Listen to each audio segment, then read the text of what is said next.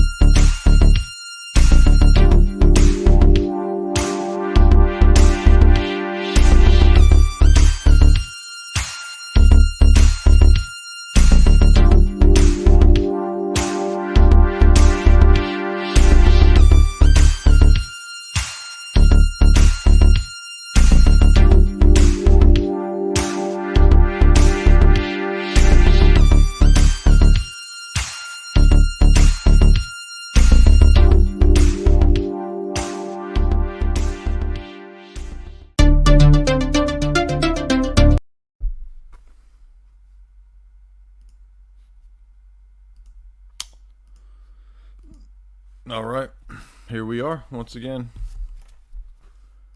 We have a treat tonight. You all like your treats. Hope you like your treats. Can you all hear me? Treats. He's just walking around the room. He's not. We're live, by the way. Don't take off your cassock into your underwear or anything, because we're live. Make sure you got your audio right. Yeah. Can I make a confession? Please don't confess live on my live stream. Are you live It actually? is live. Oh, never mind. I was gonna make a No joke. confessions. I can't hear your confession.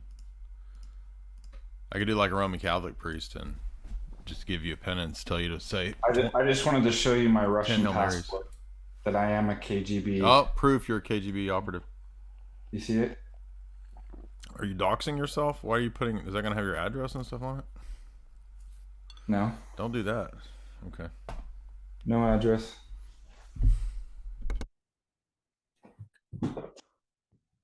Welcome I everybody. just figured we'd get that. I'd get that out of the way real quick. Welcome everybody. This is the live Moscow Kremlin KGB Putin stream. We are streaming live from the Kremlin basement, and I have with me tonight's KGB operative, fellow Dugan handled Father Deacon Dr. Ananias. Yeah, so welcome back. It's been many months. We haven't done a live stream in many months, and that wasn't on purpose. We've just been super busy. I've ramped up the live streaming that I've been doing, and from my vantage point, the more people come at me, that really just engages me to work harder. It doesn't make me back down. I just work harder. So I'm not going to cease doing what we do and covering all these bases. And so Father Deacon Dr. Ananias joins me tonight. I did get to see most of the live stream that you did with David Patrick Harry, which I thought was good, on the NPC and the no internal monologue. I've actually been thinking for a long time how to understand this, because we know human beings don't lose their human nature. So I've been just on my own pondering how could they not have an internal monologue? Like, how do you read a book, or how do you, like somebody said, or I think DPH said, how do you take a test if you can't think through the questions? And I think you guys had a good point that maybe it might relate to something like where Paul talks about they've burned out their conscience or something like that. I thought that was a good insight. What was the final conclusion before we get into tonight's stuff that you guys came to? Because I didn't finish the full video. Did you guys come to a conclusion? Like, how could you not have an internal monologue? Um, yeah, what was the conclusion? I mean, we're kind of piecing stuff together. We're still Okay. kind of it seemed that it could be both an intellectual and character vice. And that it could also be a product of just this kind of social media and Pavlovian kind of conditioning machine that has, I mean, look, if we've got a rise in autism and a rise in all kinds of different like mental health issues and stuff like that because of the world that we live in, I mean, is it any surprise that people would have um cognitive impairments, not to mention vices, intellectual and moral vices? And so it's not that they're not thinking, but like one girl said, she thinks in concepts. And can somebody get this back? I don't know. Like, I'm sure that you could practice and get that back, but it definitely seemed to be a deficiency. But isn't it interesting that in modern society that what's normally cognitive, deemed as cognitive impairments, mental illness, is now celebrated as like superpowers? What do you mean? I mean, they talk about autism like it's a superpower. But Yeah, what's the yeah, cognitive that's, impairment? well, the cognitive impairment, when you're reading through some of these first person accounts that I don't have, an inner monologue. I think through concepts. I think through pictures, and I don't need to. A lot of these people were speaking as if it was some type of virtue or something, and I thought that was Oh, weird. I see what you're saying. Interesting. Okay.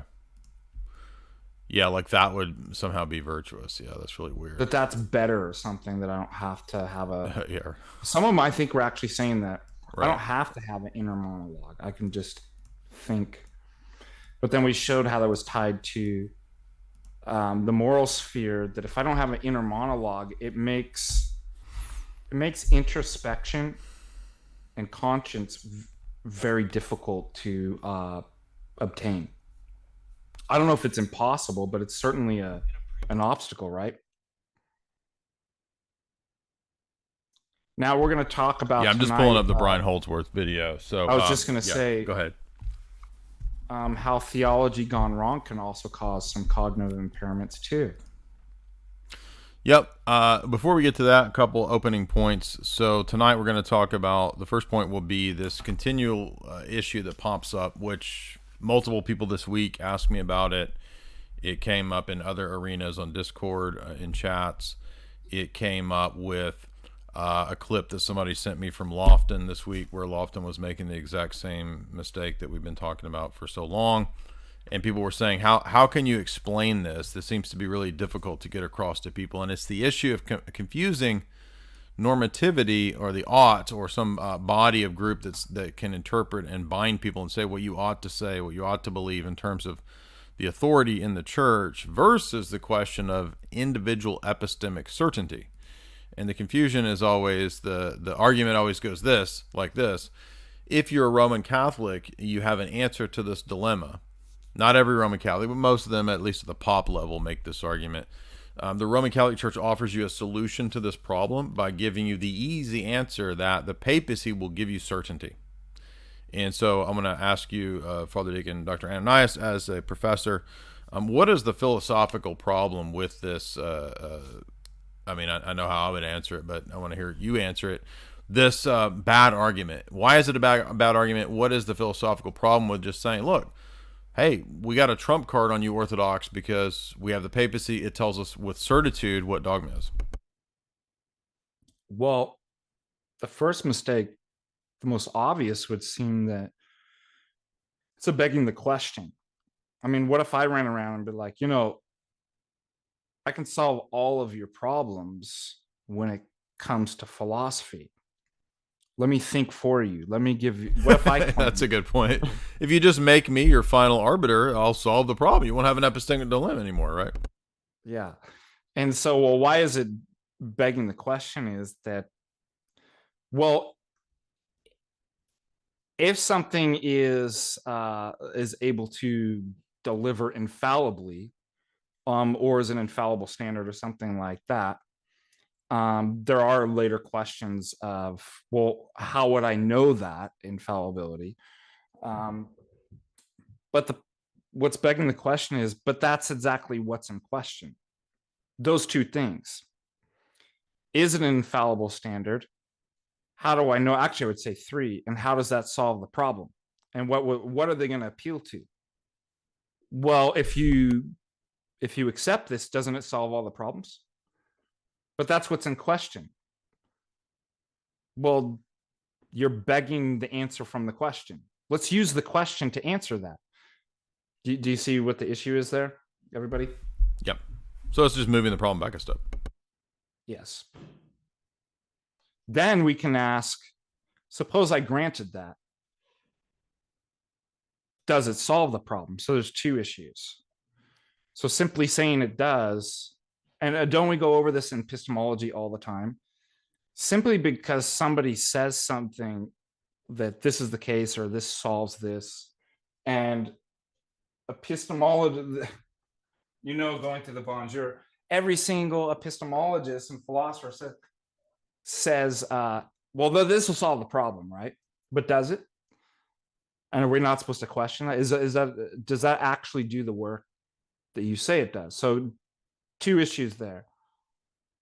How do we know that would be the case without vicious circularity? You're begging the question. Second, even if I granted that, does it do the work that you want it to do?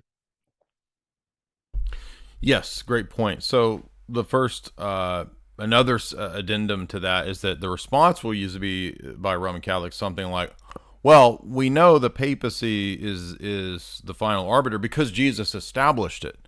And you ask these people, okay, so how do we know that the papacy was divinely established by Jesus to be what you say at Vatican I? Because, of course, they'll equivocate on divinely established as if everything divinely established therefore means indefectibility, infallibility, and perpetuity. No, God established many things that defected and do not last and have not lasted. The period of the judges, God established the judges. It didn't last. God established the temple. Didn't last. Mm-hmm. God established political authorities. They didn't last, right? All of these things, the churches in Apocalypse 2 and 3, many of them were established by God and many of them fell away. So just because it's, quote, divinely established, this is a favorite argument of Lofton, that therefore it will continue in perpetuity. That's equivocating on the word divinely established. Now, let's see. So papacy, with the argument here is based on the response. Not every Roman Catholic, but many of them will say, oh, well, you see, it's based on the Bible.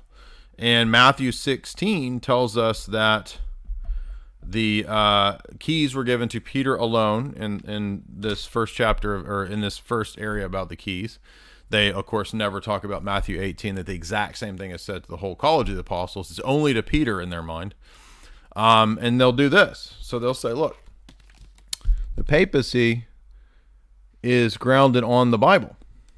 And the Bible is what tells us this, because Jesus divinely established it to mean what it means at Vatican I, supposedly, right, via Matthew 16. But when the same Roman Catholics will debate Protestants, and you say, how do you know what the Bible is, the canon?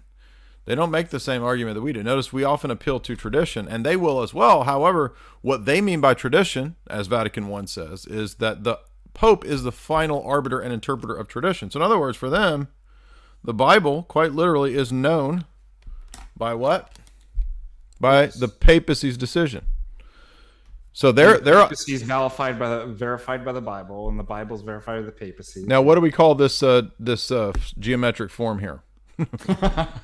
Maybe this helps us understand what kind of an argument. This is a circular argument because it's a circle, right? Theology through geometry. Now, they'll say, well, you say arguments are circular at a paradigm level. Yeah, but I'm not a classical foundationalist. And 99.9% of Roman Catholicism is predicated on classical foundationalism as an epistemology.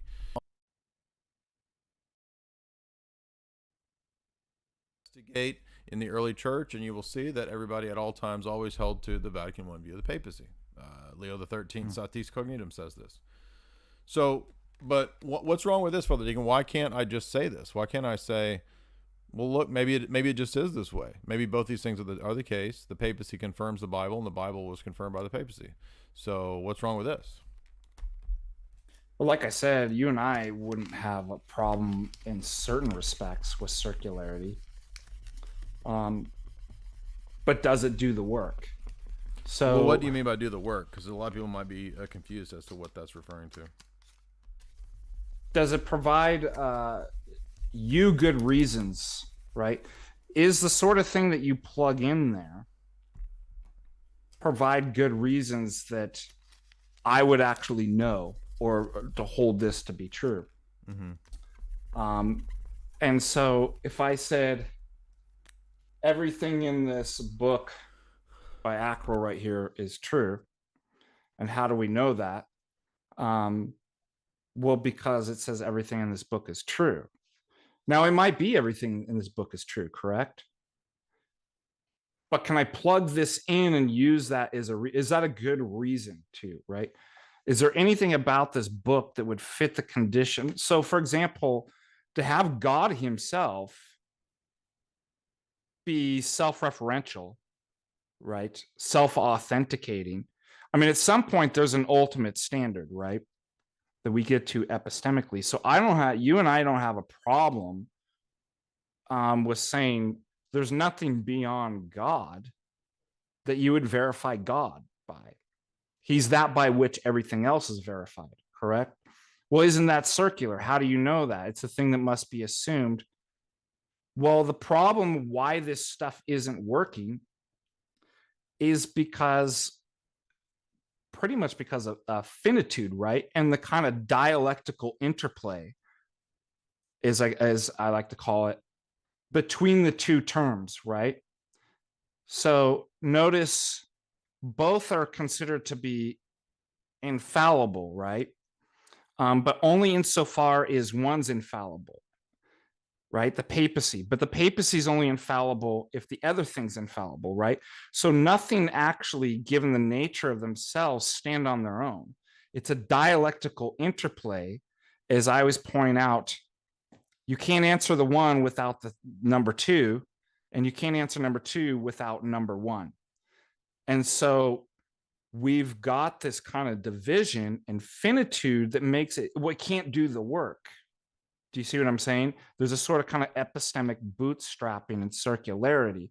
That's not a problem for God himself. He's the ultimate standard. Every Roman Catholic would say that obviously God has to be a higher standard than the Pope, right?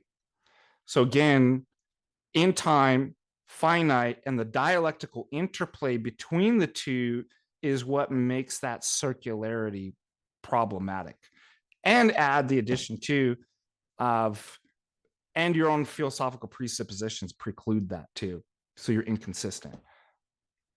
Does that make sense? So let's look at another way to illustrate this too, which I've drawn out on the infamous whiteboard, which is we'll oftentimes hear in regard to infallibility, the idea that, and I think this is useful to speak this way because every Roman Catholic, whether they're trad or just Novus Ordo or rad trad or whatever, they will all agree with this first phrase that the things that are infallible are that are binding are the dogmas, and right. So there's criteria, there's status and levels of Roman Catholic dogma, but I don't think it's a controversial statement to say that the infallible dogmas are binding on everybody, right?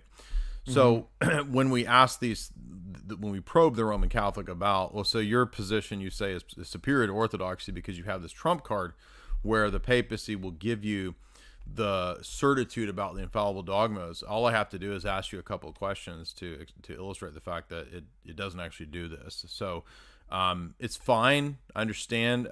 So let's say we grant this person that, okay, so let's say in your system that's the case, that only the infallible dogmas are what's really ultimately binding. You can have debates on the other issues, but can't debate the dogmas, right? So how does this do you any good when there's no actual list of the infallible dogmas?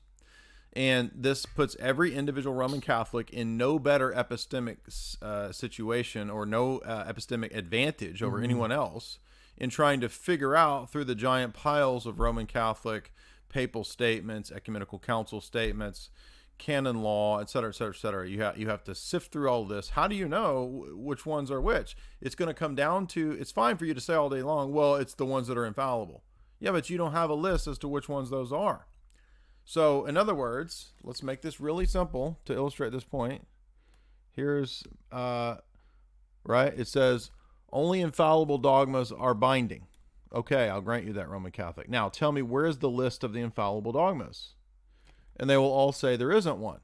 Or they might try to say, well, maybe it's Denzinger. Well, no, it can't be Denzinger because Denzinger doesn't have everything in it. Doesn't have all the decrees of the ecumenical councils. Denzinger doesn't have Vatican II. Uh-oh.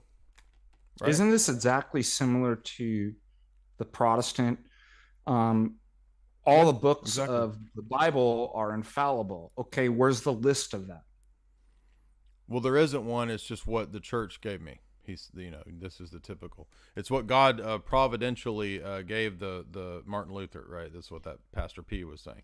But look, the first claim, right, is useless to you as to actually giving you any certitude if you don't have the list of the dogmas.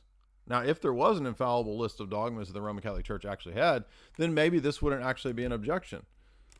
But they don't have one. And in fact, every individual Roman Catholic will disagree as to what makes up this.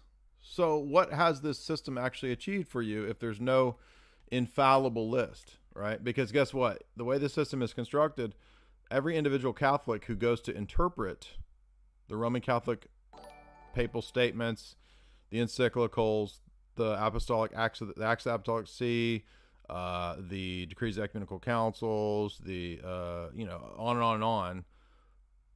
It's going to be up to that individual Catholic to suss out which fits into what criteria. And we've made this point so many times. I don't understand how people can't get this. I just realized after talking to you how similar this really is to Chisholm's problem of criterion. Number one, what's the extent of our justified beliefs? Infallible. Well, what's the criteria for justification? Infallibility, right? So you kind of have this circularity, right? Well, yeah, and we can construct similar points when we come to issues like indefectibility. I could write this out in a very similar way. I might do that here in a second, but to point out that, okay, it's fine to say all day long, Roman Catholics, that you think the Pope cannot defect. And this is where they get tripped up, because a lot of them don't even know that this is part of their dogma either, because they usually just focus on this the infallibility. Infallibility. Oh, well, it's just a question of, which statements are the ones that are binding, and nothing else really counts, right? They love to say, oh, it doesn't count because it wasn't infallible. That one doesn't count. That one doesn't count. Well, first of all, the fact that something isn't infallible doesn't mean it doesn't count. It can still count, because plenty of people in the history of the church who had absolutely no ability to bind anyone to anything were considered heretics and were excommunicated, and they certainly couldn't bind anybody to anything, and certainly not infallibly. So if the ability to bind someone infallibly is the requirement for being a heretic, no one could be a heretic but the Pope. That's how absurd this is. It's an unfalsifiable system. So, Jay, what you're saying too is that, so one question is, how do I know something with certitude? And they say infallibility, but that's a separate question than, well, what's the methodology that's used to determine what's actually infallible? And if they come back to infallibility, but that doesn't that's not the method. It's that's a a principle. It's a dumb circle. Exactly. That's a principle. It doesn't give you the criteria. It doesn't give you the criteria. That's what I was trying to say. Exactly. Good point. And so this is a really simple, basic. So it doesn't solve the problem. It doesn't solve anything. Yeah, it doesn't do anything. It's just like a, I don't know. It's like an illusion. Sleight of hand. It's a sleight of hand illusion that David Blaine is over there doing in front of you, right? You think he's pulling a chicken foot out of his stomach, and the black girls are going crazy. Ooh, you got a chicken foot? No, that's. I was just thinking. I thought you were going to say David Lynch from Holland. Oh, no, David Blaine. Illusion. Remember that from Mulholland Drive? Yeah. No, so let's look at another example of this. Yes. And apparently, a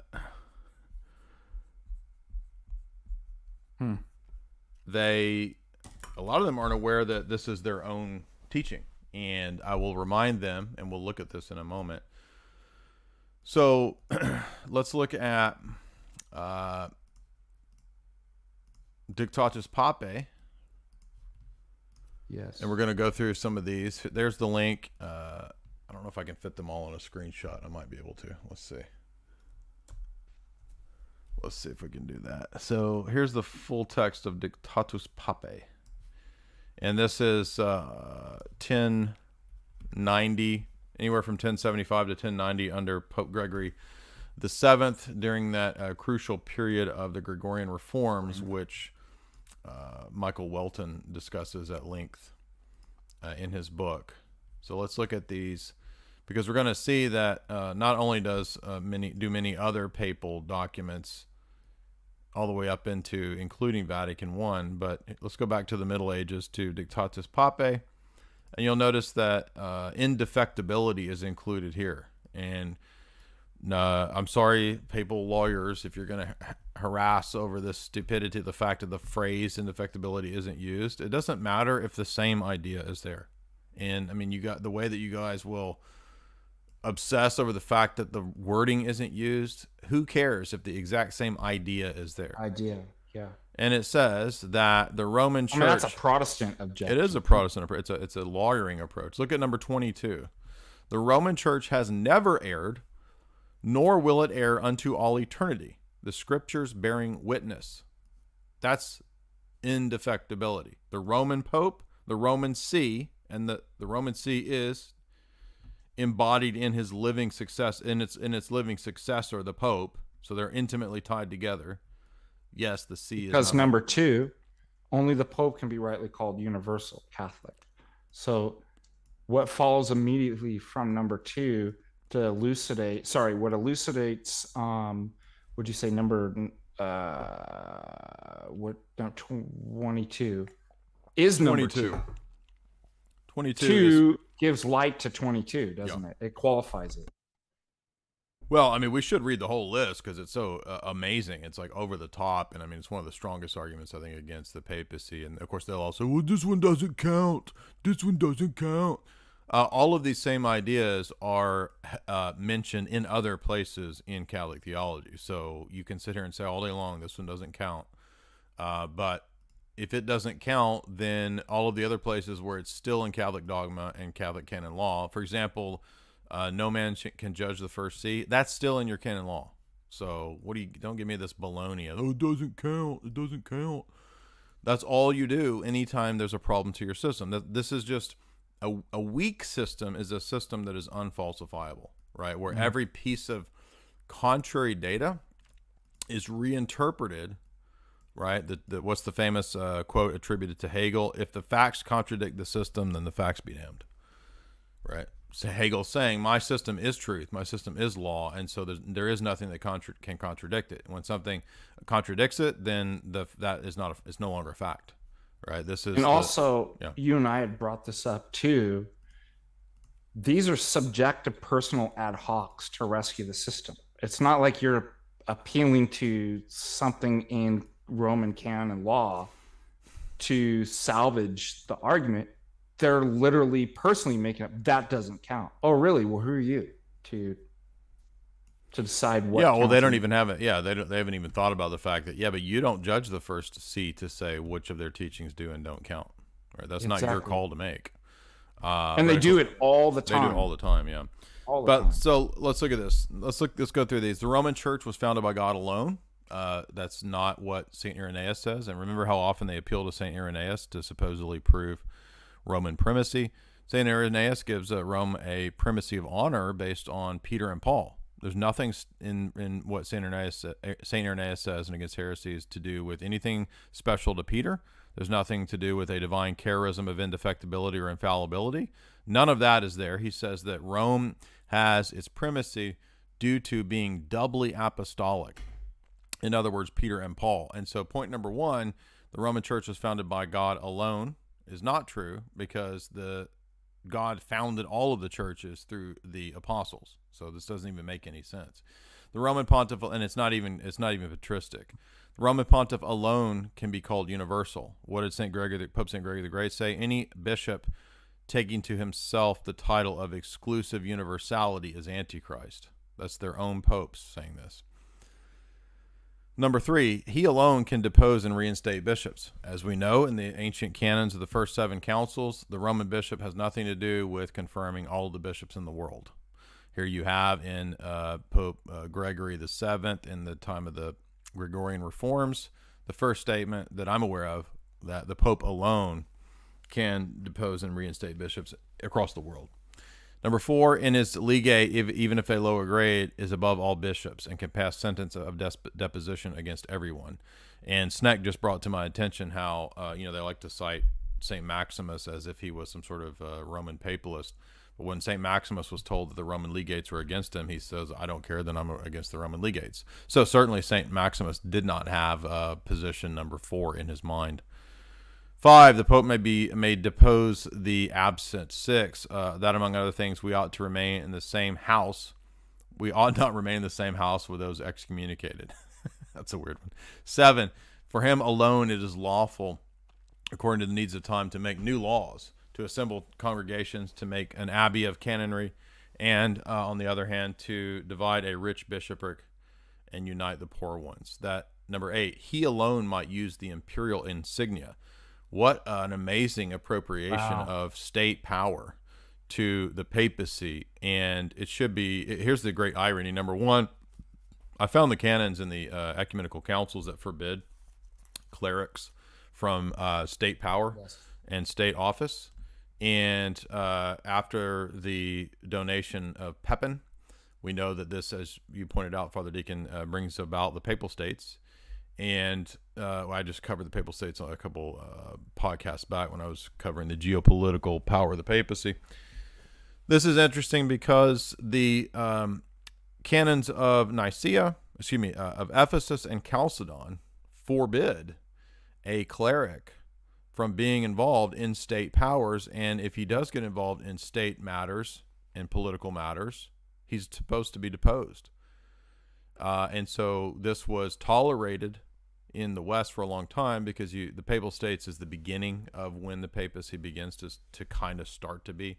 I mean, maybe he's not at this point like completely a state power, because to be fair to the Roman Catholics and to the West, when you have the collapse of the Roman Empire, the papacy filled that vacuum in terms of cultural unity and people looking to some sort of leadership after Rome fell to the barbarians.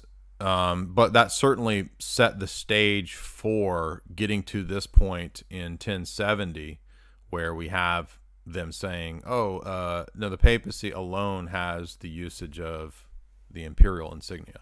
I mean, this is just crazy level. And how can any Roman Catholic not see that this is like, doesn't make any sense? And look here, I'm going to show you. So you don't believe me? Let's look at what the canons of Chalcedon said.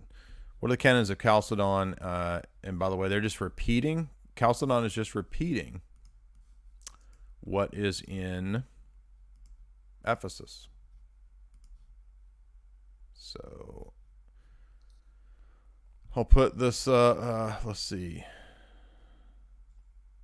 I'm trying to find something. It's Canon 7.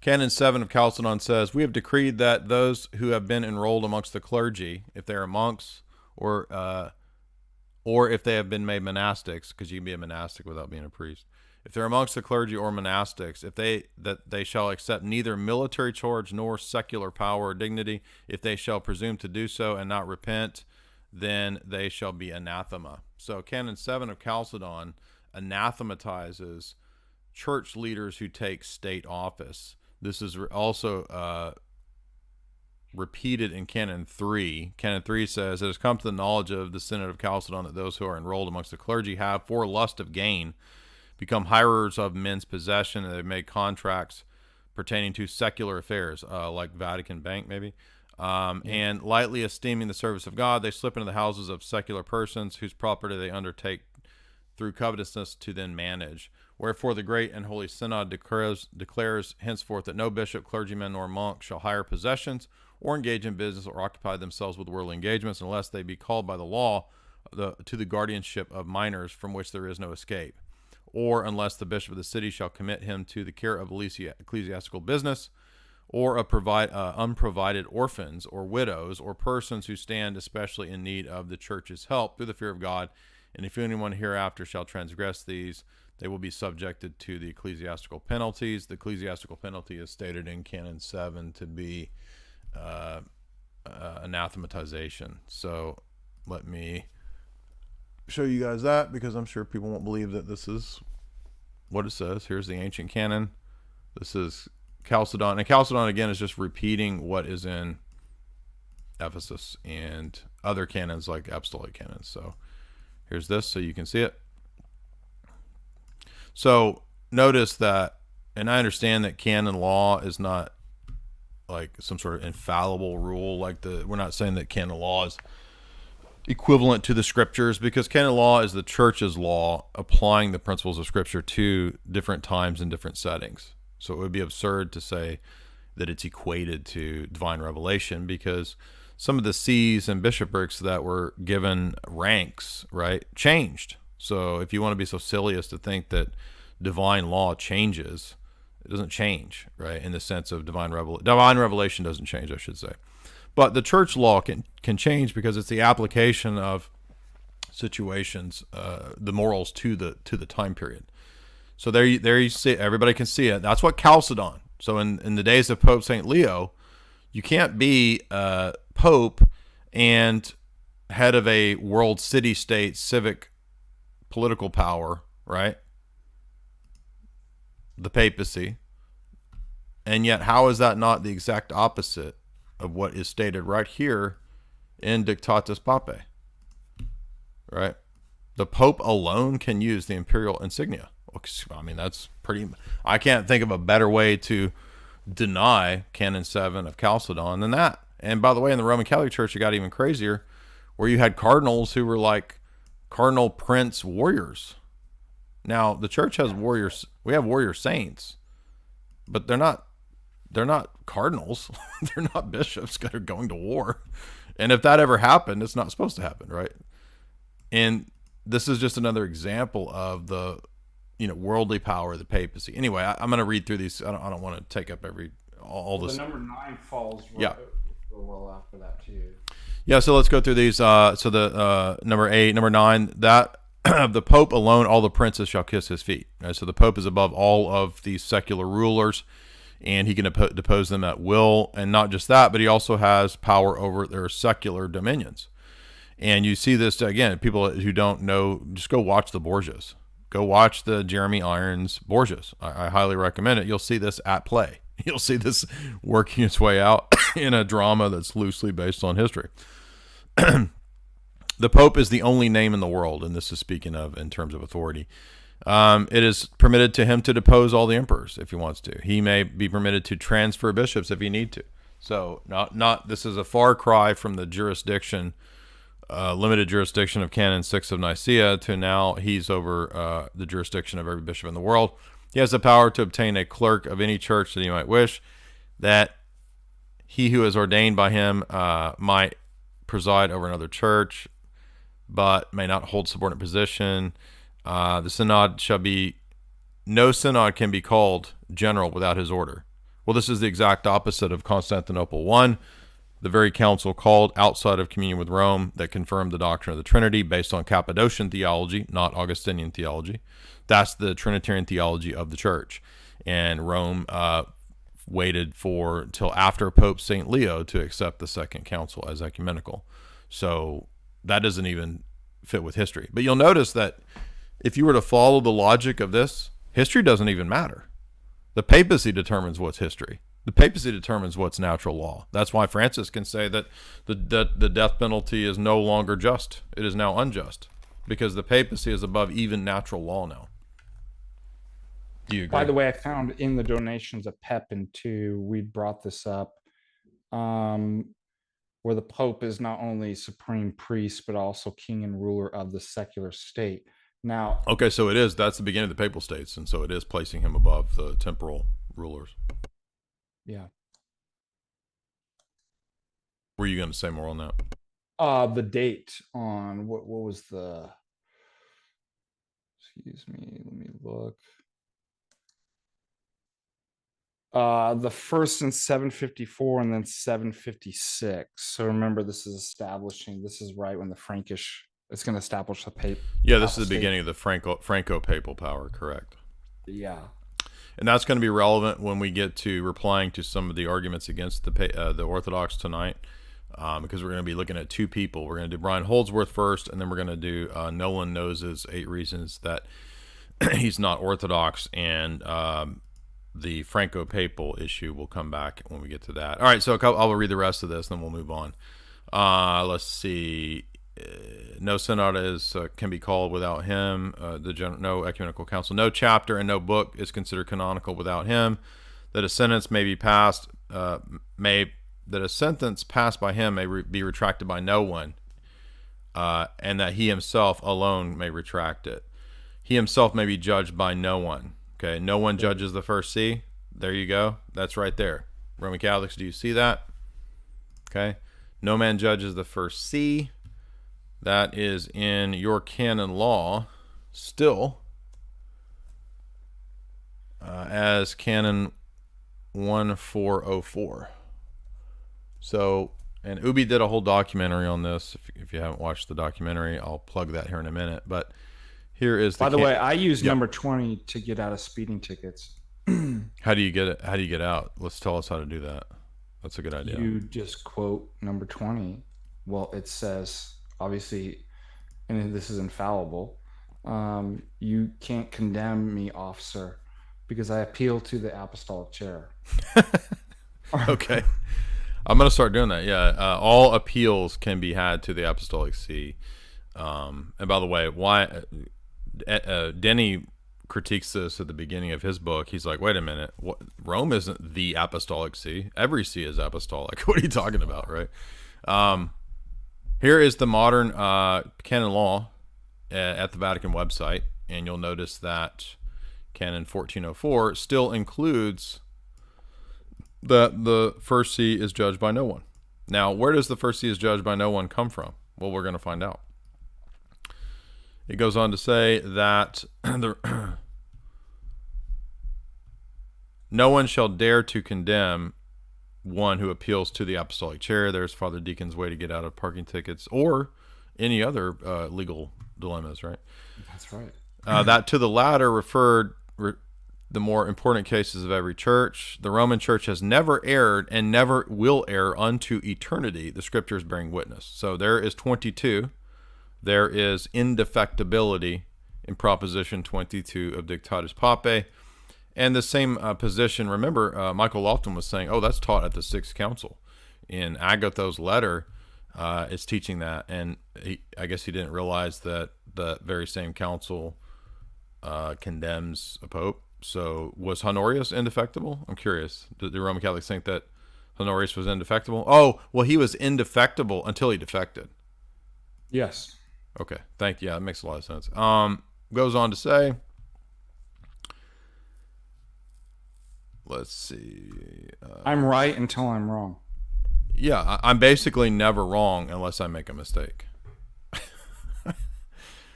Let's see. The Roman pontiff, if he is canonically ordained, is undoubtedly made a saint by the merits of Peter. I'm sorry, but who actually believes this? That one is really ridiculous.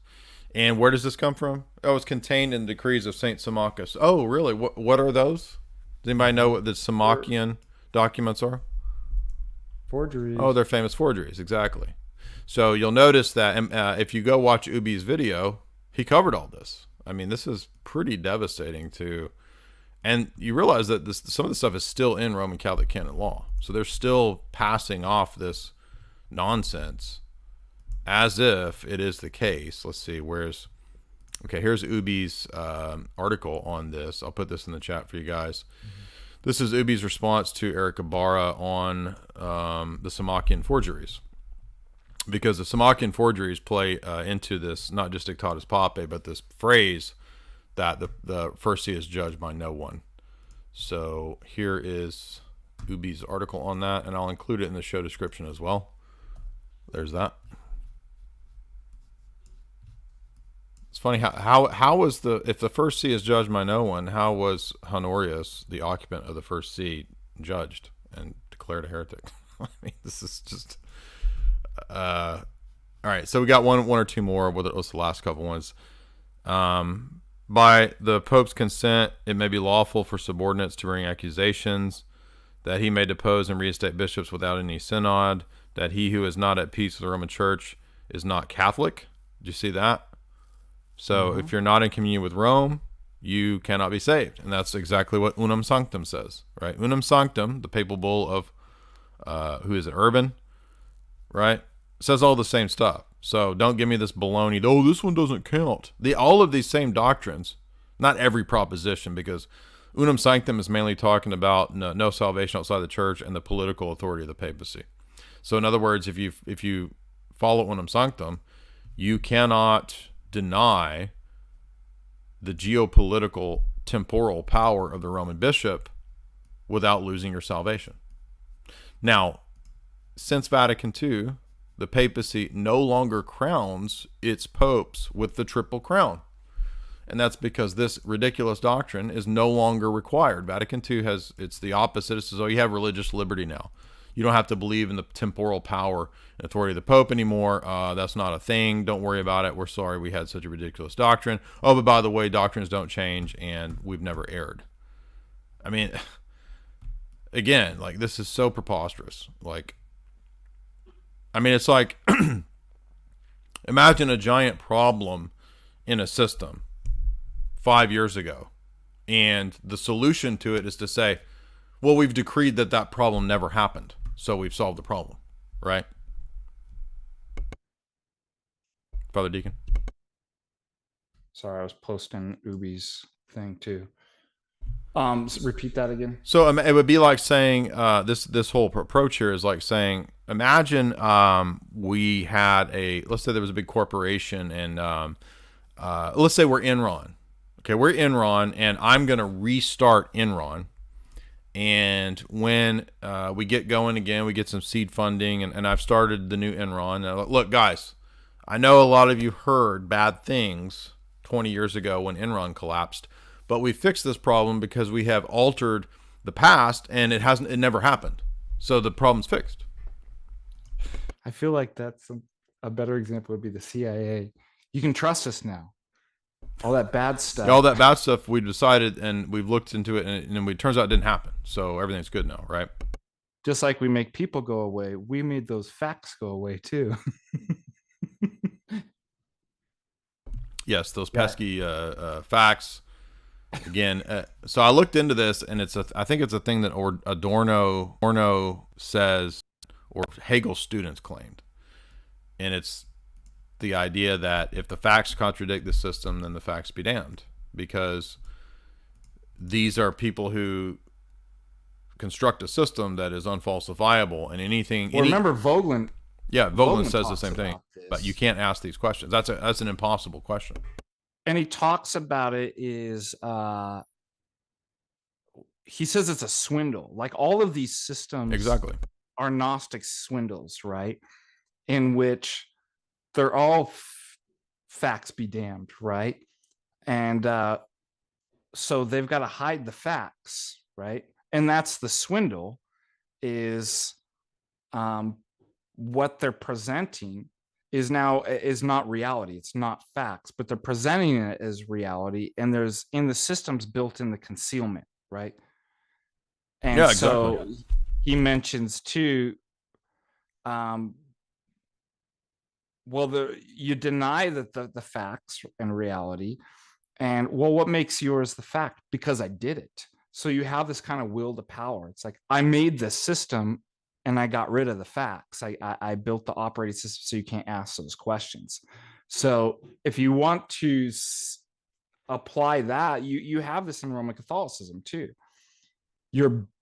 It's a swindle. You're building a neo-Gnostic system in a sense that conceals and then promises on goods that it can never deliver, right? Which is every single Gnostic system that Vogelin criticizes. That's what it's doing. But it's all a house of cards. Right, and for people to understand the Hegelian analysis, again, even if Hegel didn't actually make this quote, it doesn't matter because it's perfectly fitting to the Hegelian system, which is analogous to what we're talking about here. Obviously, the papacy is not a Hegelian system, but Hegel had this idea of everything being immanentized, the eschaton and the spirit, and the Trinity is immanentized, and Trinity or God is world process. Right, working itself out through dialectic to an imago point. So that Hegel said that is logic, that is truth, and anything that disagrees with that is therefore by definition not logical and not truth. So there's no such thing as a fact that contradicts my system, because my system is logic and truth. And that's the point that Father Deacon is making, that Eric Vogelin makes when he critiques modern scientism, is that the discourse is structured such that you cannot ask the question of what if this is false, because the system itself is truth and falsehood. So there are no questions like, well, what about truth? There is no such thing as a question about what is truth, because the system tells you what are the logical and non-logical questions to even ask. So you can't ask those questions. That's literally how it works. And it's the same way in this system, where it's like, well, there might be things that appear to contradict the papacy, but the facts, that doesn't matter. The facts be damned, right? Do you have anything to say on that before we move on? No, go ahead. I was just looking for that quote where he mentions Hegel, but Oh, Vogelin does? yeah, exactly what Oh, you're cool. saying. Keep going. I'll just. All right, so let's see. What do I have next? So next up, let's move past the Samakian forgeries. We got that from Ubi. Everybody needs to read the Ubi response to Ibarra. It's, by the way, canon. This is another little interesting side note. Here's a Catholic article. Now, this is odd to me because it's almost like it's still in Roman Catholic canon law. In Roman Catholic canon law, there's still this holdover of this ancient principle that you can't be a state official in the sense of holding political office and power as a Roman Catholic cleric or prelate. So it's still in their canon law. Here is an article on that. And yet the Pope, by the way, I guess the point is that, well, he's not subject to these laws. Okay, when you read the first 7 ecumenical councils, is there any place where the Roman bishop is exempted from the canons? Absolutely not. This is a point, this is an argument we've been making for years, right? When every one of the councils has and passes canons contrary to the Vatican I view of the papacy, right? There's no, we enact these except for Rome. Oh, every bishop can be affirm new bishops together with his metropolitan 3 bishops except for Rome. Everybody's bound by these canons except for Rome, right? Which is what they would have done if they had the Vatican I mindset. But they don't ever say that. They just pass the canons, and then sometimes the canons are disputed. But even the canons that are disputed, like Canon 28 of Chalcedon, making Constantinople number 2 after Rome, even that is agreed upon by Rome in the 9th century. Even Rome says, okay, we'll make Constantinople number 2, and the only reason they disagreed with it had nothing to do with papal supremacy, by the way.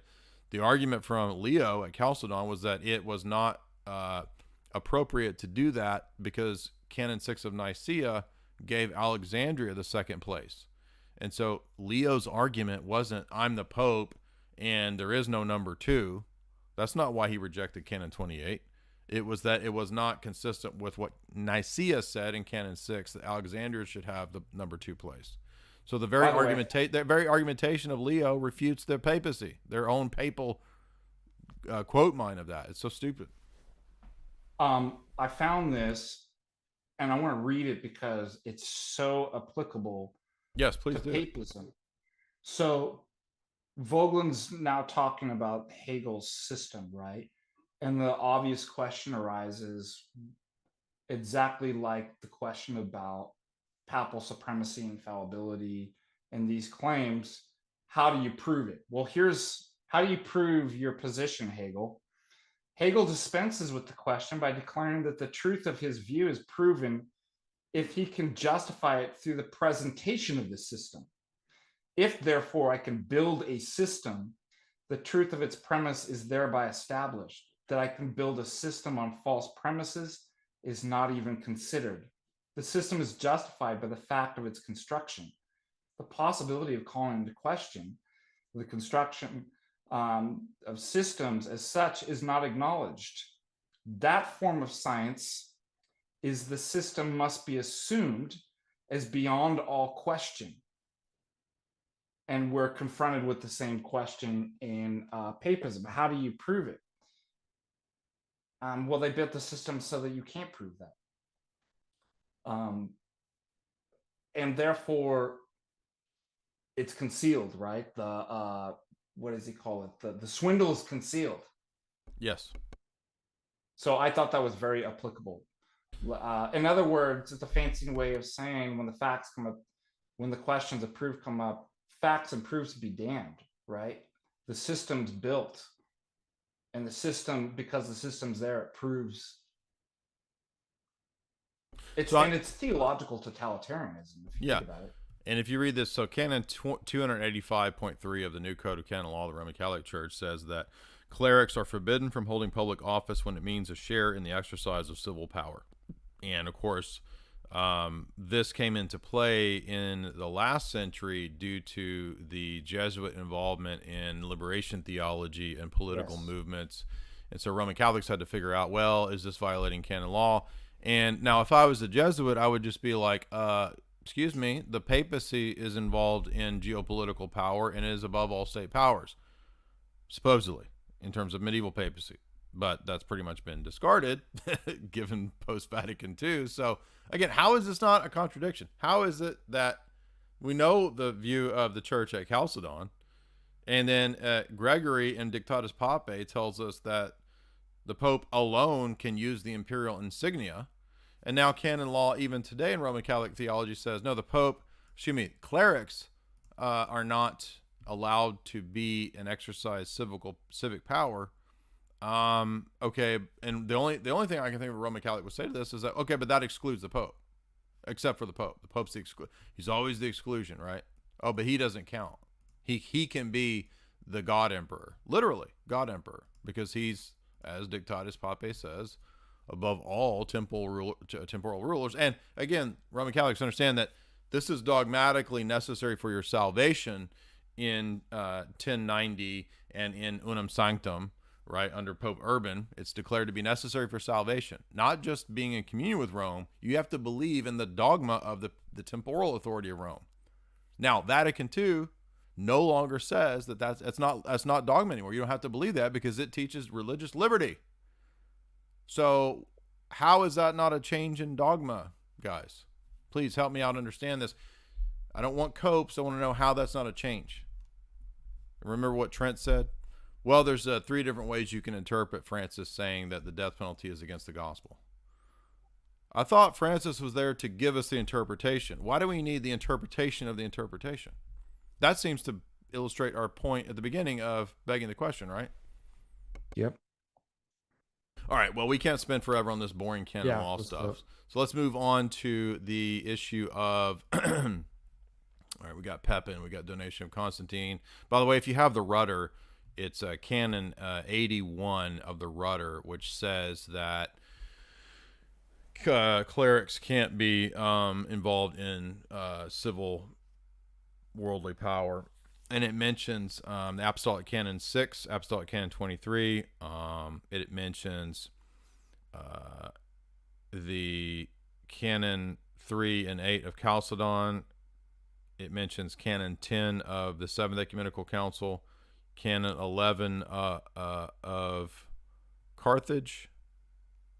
No, excuse me, Canon 11 of Constantinople. No, I'm not sure what that's referring to. And Canon 18 of Carthage. So all of those are a collection of canons referring to the inability to hold public office. But in the rudder, it's Canon 81.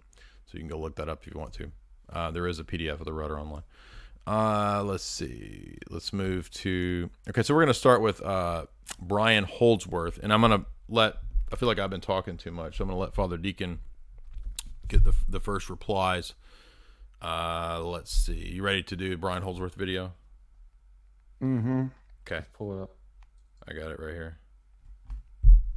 Unaffiliated agnostic to a theist, to a Christian, and to eventually a Catholic Christian. I've also made some videos about why I think we should be giving more priority to our ancient heritage in the way that we incorporate aesthetic components like music and art and architecture in the way that we express our faith, which has given some people the impression that I might be more attracted to Eastern Orthodoxy if I gave it a chance. After all, I have long hair and a beard, so it just seems like a natural fit. And if I'm being totally honest, there's a lot in Eastern Christianity, especially its cultural. You just lost the debate and its right there. that I do find really attractive. But like I said in one of my previous videos, where I was comparing Catholicism and Protestantism and telling the story about how I was evaluating those two things, there's a lot in Protestantism that I found really attractive as well. But that wasn't good enough for me to identify with that perspective. For me, the priority was about which one is true, and from there, I was going to do the best I could to try to pursue it. I will give him credit because he's got the right idea at the outset of how to approach this question. It's not going to be solved by things like who has a prettier church, who's more politically based, who's got more political trads, who's got a better heritage and, you know, my family traditions. And, you know, this is the stuff that a lot of Roman Catholic trads sort of make their definitive decision based on. And I'll give Brian Holdsworth credit for realizing that ultimately it's going to come down to which position is true, not who has the most based trads, right?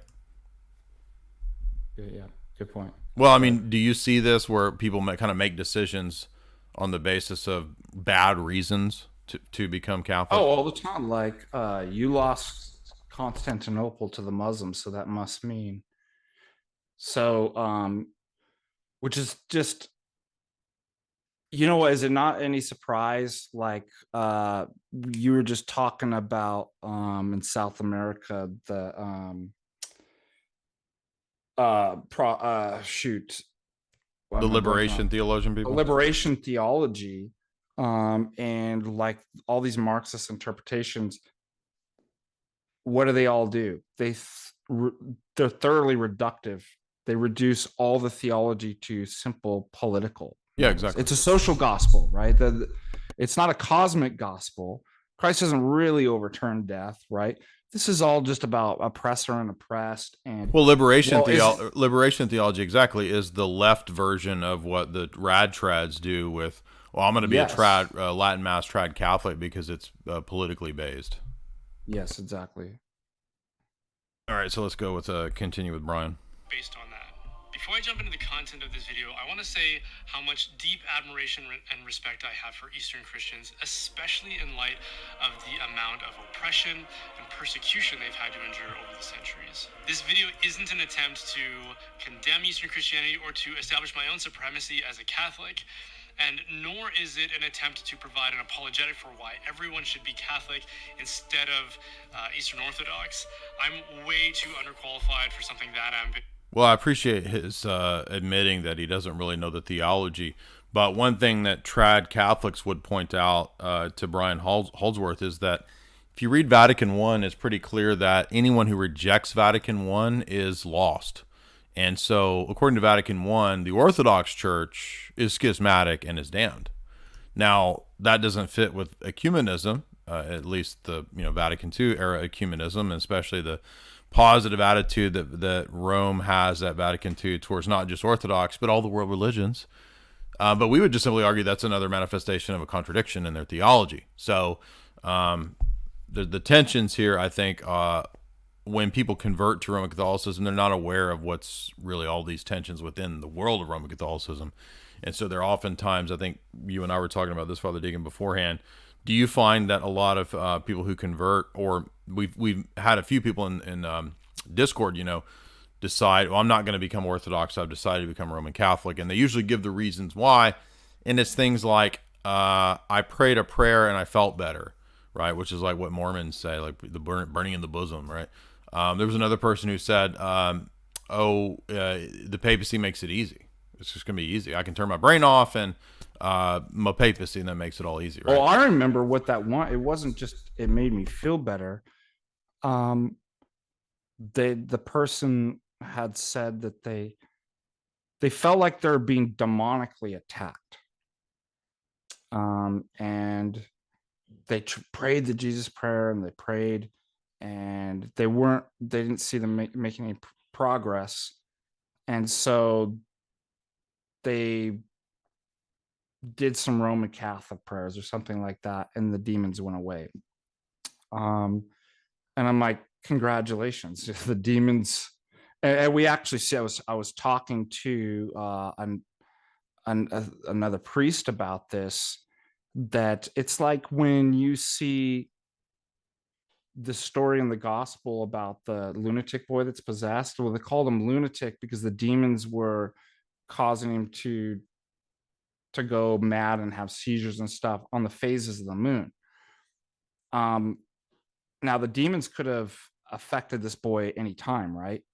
This person, but they decided to do it. Why? Because anything to distract you from God. They got him to believe in a superstition. So you see this in movies, right? You bring in my house is possessed, right? So they call up the New Age spiritualist, and she brings the sage and starts putting the crystals out, and the demons go away. So that must mean that New Age spiritualism's true, right? Well, the demons just convinced, the demons did their work, right? They got you to believe in a false gospel.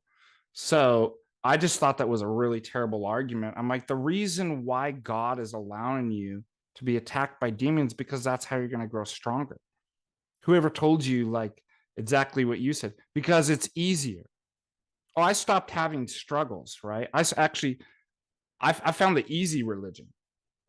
And so that was exactly what it was, is like the demons, she stopped struggling. So she found a religion that was easy, and that she didn't have to struggle. She found a false gospel. So the demons did their job. All right, good point. Let's move on with him. So instead, this is just an explanation for why I am Catholic instead of Eastern Orthodox.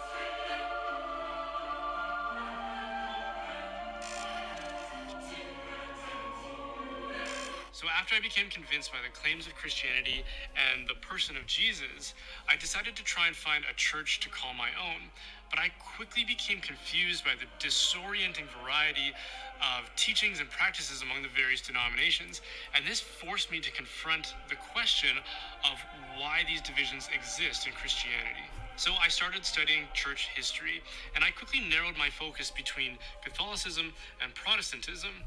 Eastern Orthodoxy didn't really register in my mind as a contender at the time for one very simple reason, which is that I'm an English-speaking white dude in a British Commonwealth country.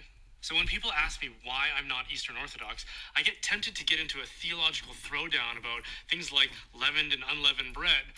But really, the easiest way to answer that question is that I'm not Russian, Ukrainian, or Greek, or any other ethnicity that the Eastern churches in the city I live in serve. Well, this is an interesting line of argument because it's, and I'm not trying to be rude to Brian Holdsworth. I don't want to make him mad. The purpose of this chat this conversation is not to critique him personally, but I have to think that it's a person who's not that familiar with Roman Catholicism, who would think that somehow Rome avoids this ethnic stuff, right? And this was the critique that Scott Hahn gave fairly recently on, I don't know, Pints with Aquinas or something, where Scott Hahn said, well, the Orthodox Church is mainly ethnic.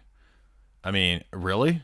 Have you been to, like, Mexico? Have you been to, like, Poland? I mean, Croatia is like vehemently Roman Catholic. I mean, what would you say to this?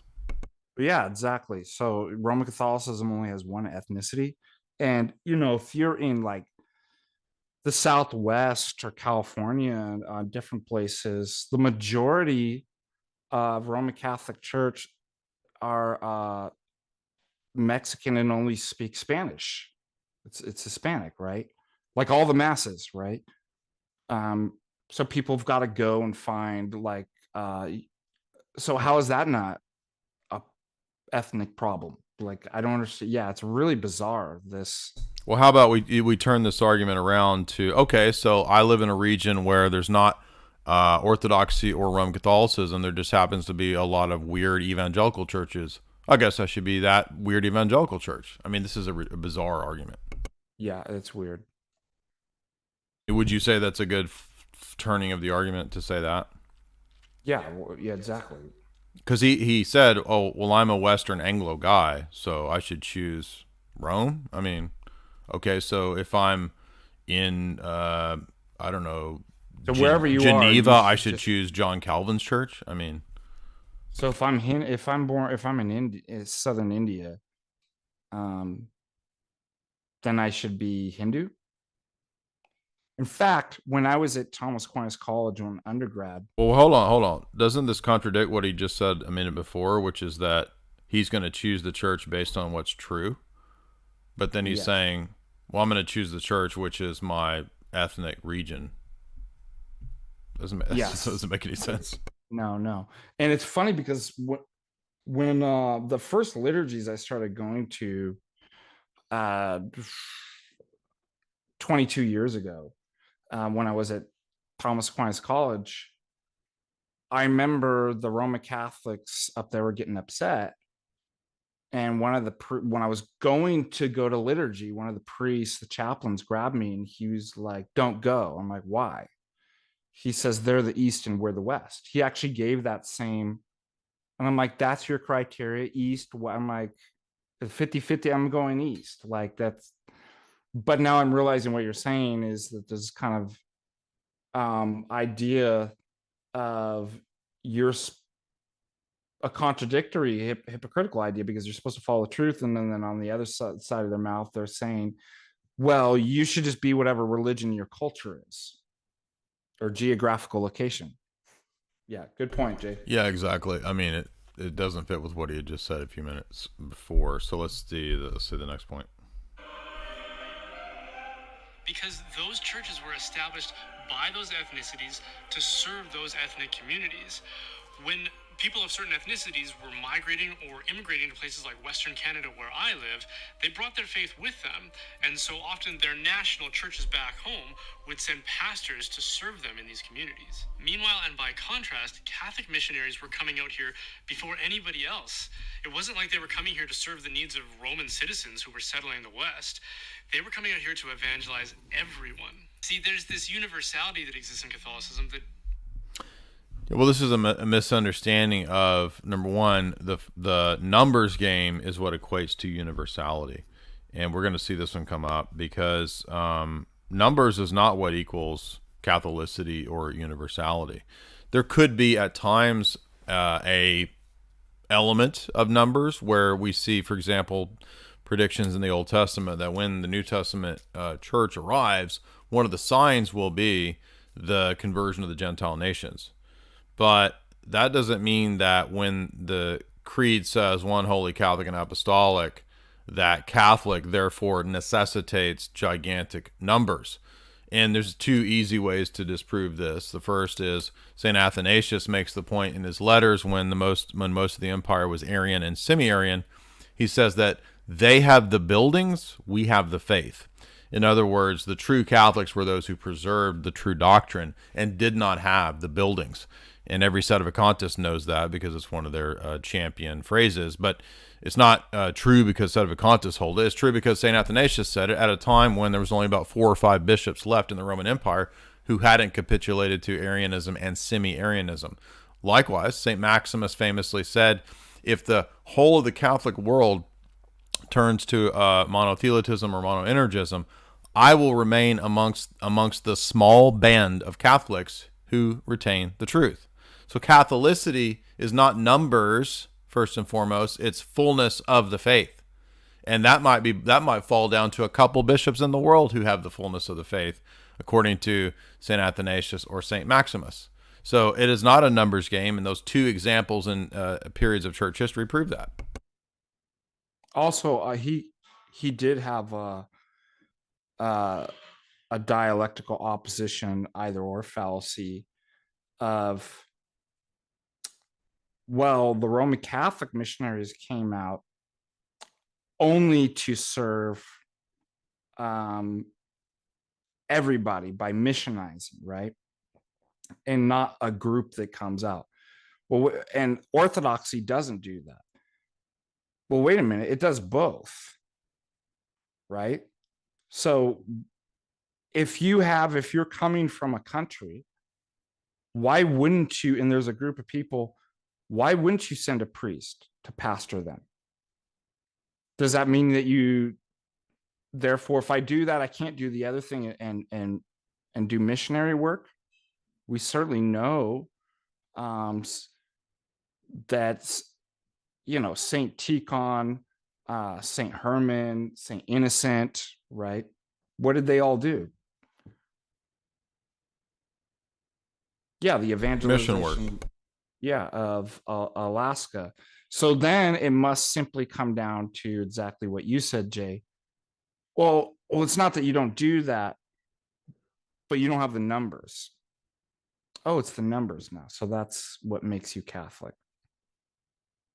Actually, like a majority of Roman Catholic apologetics tends to boil Catholicity down to numbers. This is very bizarre, ahistorical ridiculous argument. It's obviously not about numbers, and just the mere point about Athanasius and Maximus prove that.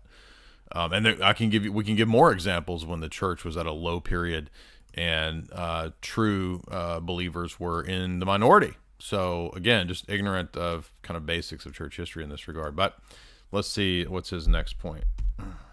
Doesn't really exist in Eastern churches. For me to become Eastern Orthodox, I would have to join a church with a very specific ethnic and national identity that isn't my own. And that's what's so immediately peculiar about the Eastern Orthodox churches. See, they derive their religious authority from the original churches that were established in metropolitan areas like Antioch or Alexandria or Jerusalem. But why would I, an Edmontonian in Alberta, Canada, submit to the authority of a patriarch from one of those metropolitan areas unless their authority was universal? So he doesn't understand that universality has nothing to do with the origin of the sea. So, I mean, does he think that so in other words, the argument is, well, if I go to Greece, or if I go to Russia, or if I go to Canada, or if I go to California, I'm guaranteed Catholicity because it's a papal church. So in other words, the papacy in his mind is what grants Catholicity, when this is ridiculous, because if that's the case, then where was Catholicity when Rome fell into heresy, right? When Rome was heretical under Pope Vigilius, when Rome was heretical under Pope Honorius, did Catholicity cease to be? I mean, this is not what Catholicity is. Catholicity is not primarily one's positional relation to Rome. And you can see that from St. Ignatius. If you were to just read St. Ignatius, how does he define Catholicity? The church is where the bishop is, not the Bishop of Rome, where the bishop is. And in the Discord this week, we had Roman Catholics in the Discord taking the quote from Ignatius saying the church is where the bishop is, and saying, oh, he's talking about the Pope. The bishop there is the Pope. Just preposterous. Like, this is what they do. It's like a next level. It's like what Protestants do. Like, they take the Bible text, and it's like, oh, that's what it means. Yeah, it means this. And transcended the borders of such a jurisdiction. But the problem is, that's exactly what they argued against in the original schism of East-West. Well, the irony is that, does he not realize that the canons of the councils from Nicaea all the way up to the 7th consistently talk about the national churches and their representation and the bishoprics and sees in terms of Rome, Alexandria, Antioch, and then what gets put into that is Constantinople second, and then Cyprus is granted autocephaly at Ephesus. So did the Roman Catholics not realize that Ephesus granted churches autocephalous, that is independent status? How does that exist if the Pope has universal jurisdiction? There's nothing in there about, oh, well, you have autocephalous status except for the Pope. And this is what they always argue. Well, they just knew, everybody knew that, so they didn't have to put it in there. This is an argument from silence. This is literally what Ibarra and people say. Well, they didn't have to say you were autocephalous except for Rome because everybody knew it. I mean, this is the level of what we deal with these people. Did you want to say something about that? I mean, it's ad hoc. It's another perfect example of that response is not a teaching of the Roman Catholic Church. You literally just made it up to save yourself in the argument. Wait, which thing? The reason why they didn't mention it is because everybody knew it. Oh, yeah, that's Ibarra's favorite thing. Everybody knew it was the case. They didn't have to put it in there. Oh, okay. So all of these councils enacting canons that contradict Vatican I, and everybody just knew it. Why can't we just say that? Well, everybody just knew. Yeah, I mean, can we not? Yeah, whatever exactly. my position is, and they didn't have to mention it. Let's just flip it and say, oh, well, okay, my argument is everybody knew that Rome didn't have that, so they didn't have to say it. But in fact, the argumentation actually supports our side because those councils are passing canons that contradict Vatican I. And Ibarra's over here arguing they all knew it and it was assumed. when they're the same people who knew that and assumed that are passing canons that contradict Vatican I and papal supremacy. I mean, it's just ridiculous. When the division of East and West was escalating, the Eastern contingent was arguing that these original ancient churches, or pentarchies, because of their ancient origin as being established by the earliest missionaries and apostles, that they didn't have authority over one another. By the way, they didn't argue that pentarchy was established by the apostles, right? Pentarchy is what evolves out of canonical privileges. Yeah. It's not an apostolic thing. I don't know. And Roman Catholics all think that pentarchy is like a 5-headed papacy that we have, right? There was no pentarchy in the 3rd century. There's no pentarchy at Nicaea. Isn't that weird? It's just silly. It's just totally ignorant of church history. Yeah. Nicaea mentions in Canon 6, 3. So would that be a triarchy? So it's not a pentarchy until much later in church history. And by the way, there's nothing special about it being a pentarchy. It could turn into a quadrarchy. It could be a triarchy. You could have all of them fall away.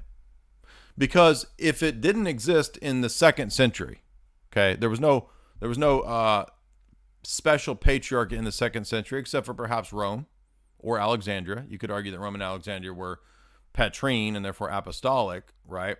In that sense of honor, and Antioch. So you could have 3 there from the very beginning, but there's no pentarchy at the beginning. And if you read Romans 11, where Paul says that Rome can be grafted out, which as Orthodox, we think Rome is grafted out. It's no longer part of that. Then it doesn't, there's no magic number 5 that like, oh, well, if you have the 5, there could be none of them. You could have all of those bishops apostatize, and the church can still exist. Do you mind if I grab something to drink real quick? No. You do mind? No, I don't mind. I'll go ahead with Brian here. He's using his infallible magisterium to declare. Thanks. So in fact, I did have a little bit of an experience with an Orthodox church right around the time when I was becoming Catholic. At that time, I had just moved out and was living in the city for the first time away from home. And there was a Ukrainian Orthodox church. Actually, it was a cathedral right in the neighborhood where I lived. It was literally like a block away. And so I thought, maybe I'll go check it out. And so this one afternoon, I just walked in there and I was greeted by some of the people that worked there. And I asked them if it would be possible for someone like me to participate in the liturgy or to come and pray there from time to time. Their reaction was that they just looked at me like they didn't understand why an inquiry like this was coming from someone who wasn't already Ukrainian and already Orthodox.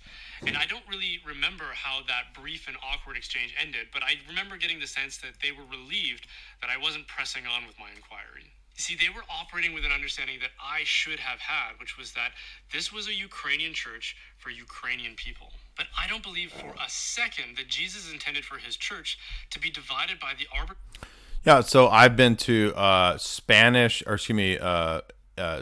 language Mexican Roman Catholic services where, as a cracker man, I did not feel welcome there. And a Filipino. Then I went next door thinking I would find refuge, and it was Filipino. I mean, I can't believe that he thinks this is like an argument against the... Now, I can understand that if he had a bad experience in an Orthodox church and he felt like they don't really want to convert there, that can happen. But it can also happen at any other ethnic-based church as well. And so this is just an odd...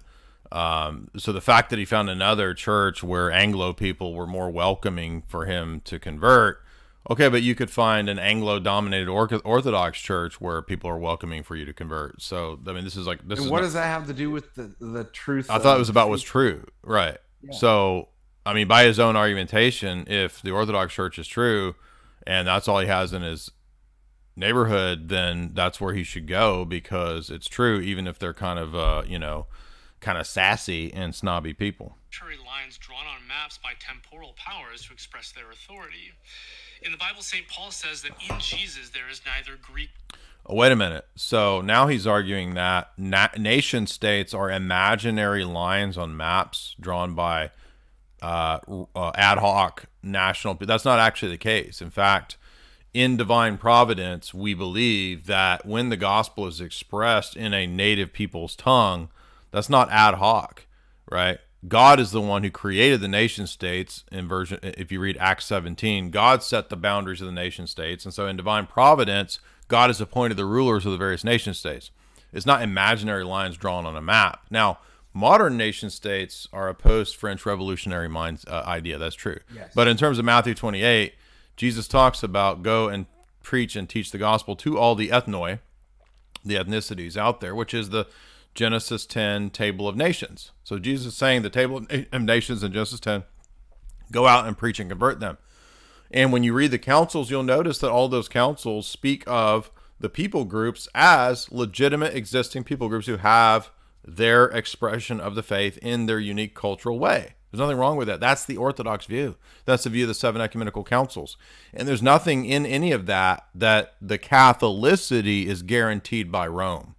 That's what he thinks this weird function of Rome is going to do, which is to protect against ethnolatry or ethnophiletism or whatever. And all of those things are just as dangerous a temptation in any group, Protestant, Roman Catholic, or Orthodox. It's not something that's somehow unique to Orthodoxy.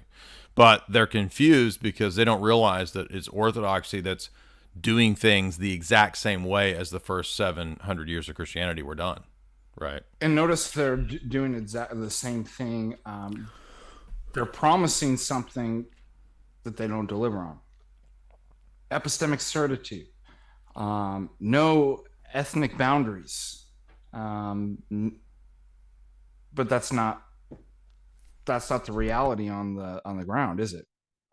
No, somebody said, did you have a bad experience at a largely Mexican Catholic parish?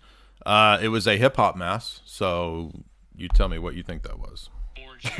In other words, I'm not joking. We're divided by things like our ethnicity, our nationality, or...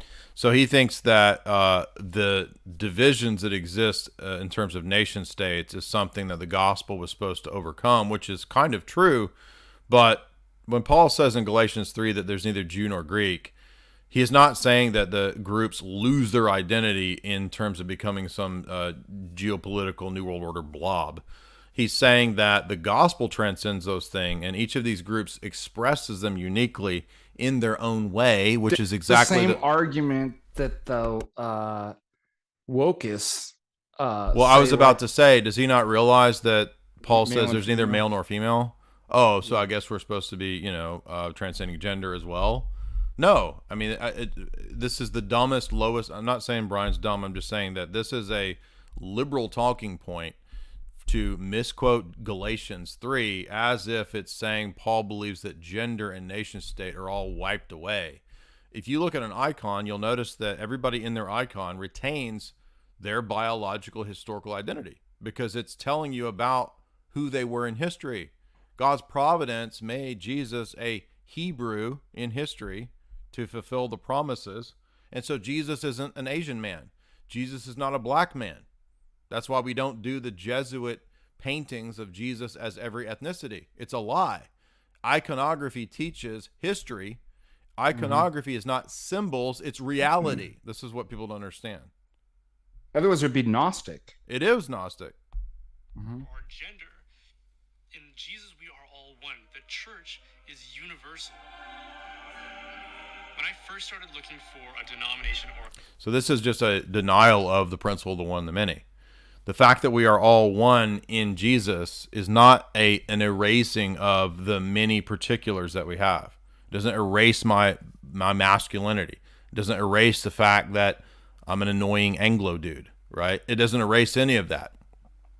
I will never escape that because that's what in divine providence I was created to be, you see.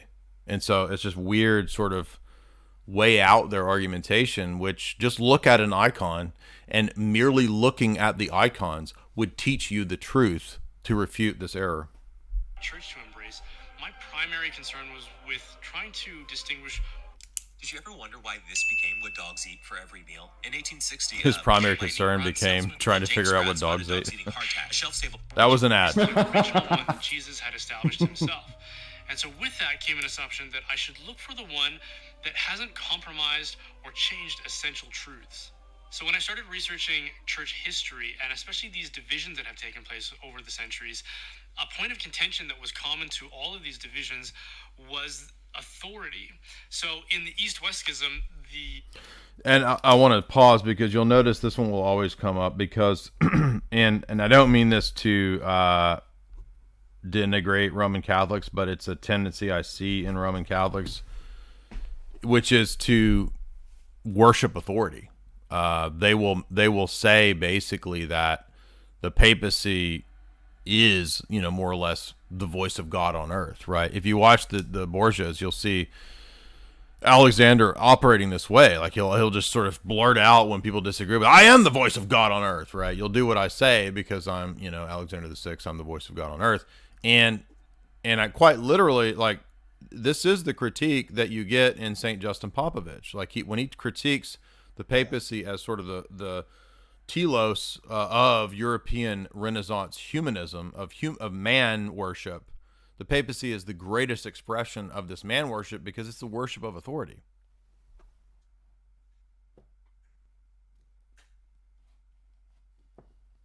I was going to pull that book out, but I don't see it. Did you want to say something? No. Good. Right. So in Orthodox Faith and Life in Christ, some of the best chapters. This is a necessary book. Everybody should have this book because he critiques natural theology and he explains why, as Orthodox, we don't do Roman Catholic Thomistic natural theology. But he goes through in the first few chapters humanistic education, humanistic versus theanthropic education, and he talks about differing values between Orthodox and European man. And then he talks, notice that his chapter isn't about first the papacy. What is his chapter titled? The Infallibility of European Man. Wow. And so the papacy, he argues, is this manifestation of what we're seeing. Remember Dictatus Papae, guys. How was that speaking? How did that view the office of the papacy? Supposedly, remember when Jesus said, you shall not have it amongst yourselves like it is amongst the Gentiles?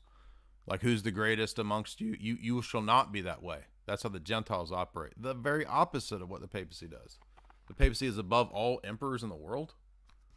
And so this whole chapter is about how the papacy is really the end goal of European Renaissance humanism. And he's not the only person to notice that.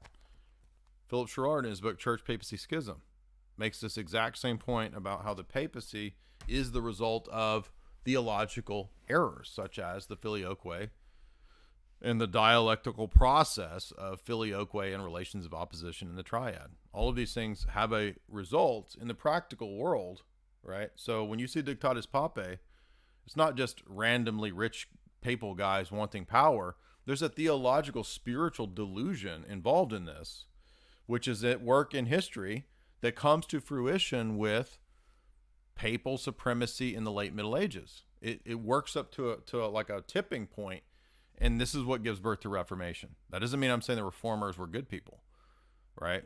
They can both be bad. What do you think about this idea of authority worship and the papacy? I think it's exactly. I mean, it's going to tie. Like, I'm trying to think if I just jump into it right now, but it's a type of kind of almost another kind of instance of mechanism, right? Can you flesh that out? What do you mean?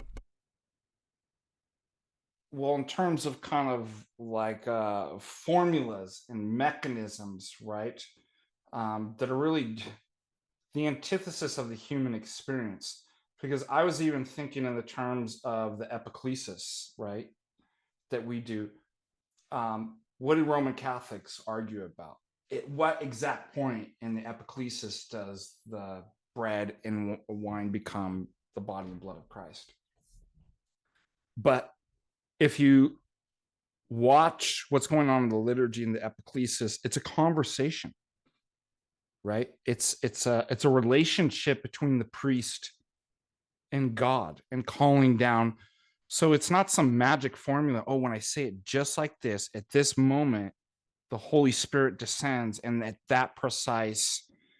Do you see that that's anti-human? It's machine. Do you see that a worship of authority is not human, it's machine, it's mechanistic, right? Do you see that the system of theology and salvation in Roman Catholicism is not a human relational salvation and theology? It's a machine, it's algorithms. You have this Yeah, well, it's constant the thing exact. going Just through. think about the indulgence system in the Middle Ages, which is still technically there, which is that you are paying off the debts that you've accrued in terms of temporal punishments. And so throughout your life, your sins have accrued, I don't know, 50,000 days in purgatory, literally. And What did so, somebody say? It's they do believe imputed Protestant imputed reformers imputed righteousness is called indulgences.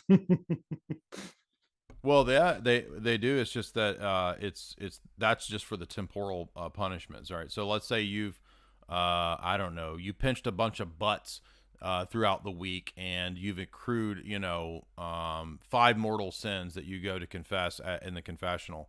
So the 5 mortal sins have merited eternal punishment and temporal punishment.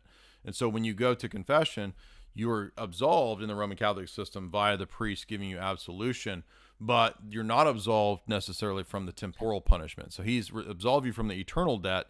Now you do the penances to pay, I'm not joking, to literally to pay the temporal punishments. So the 5 butt pinches probably accrued, I don't know, 5,000 days in purgatory. So you're not going to go to hell, but you will spend 5,000 days in purgatory. So you're going to say, I don't know, 5 rosaries to make up for the 5 butt pinches. Now Imagine if we did I'm this, serious. Jay, in our This is marriage. the machine. Look, this is the machine transaction you're talking about. Yeah, and think about what this would do to our marriage if we did that. If I told my wife, you because of your actions, you'd incurred 5 demerits, and the only way that you can pay that off is by 10 meals prepared, right? Yes, I mean, wife, you have contracted 5 demerits this week for putting the toilet seat down and for burning my food. You now have to pay me 5. How would you contract this?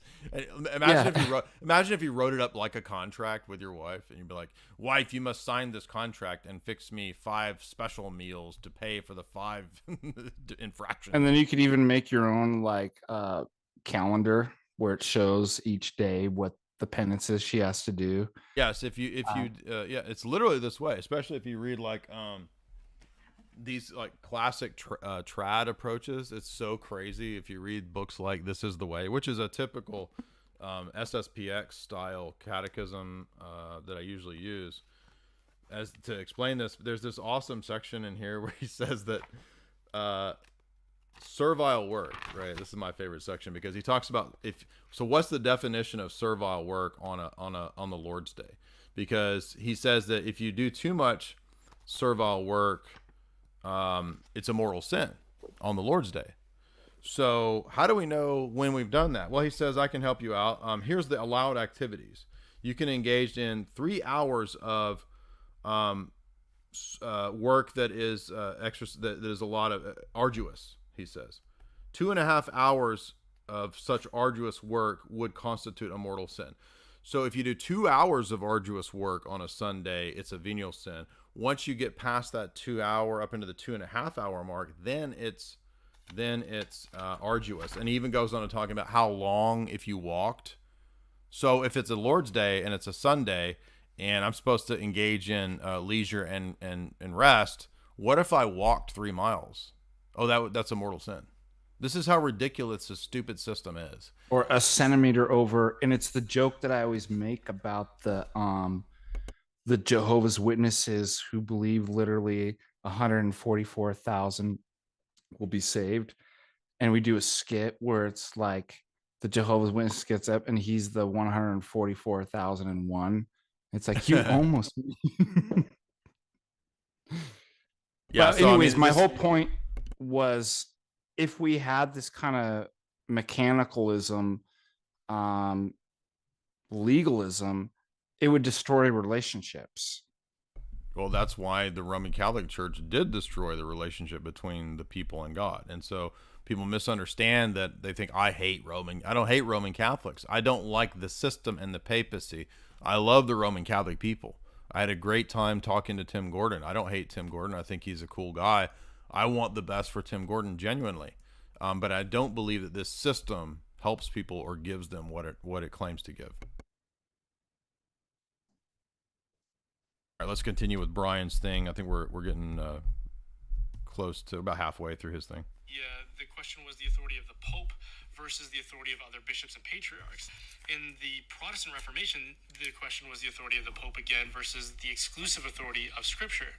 And then in the English Reformation, it was again the authority of the Pope versus the authority of the King.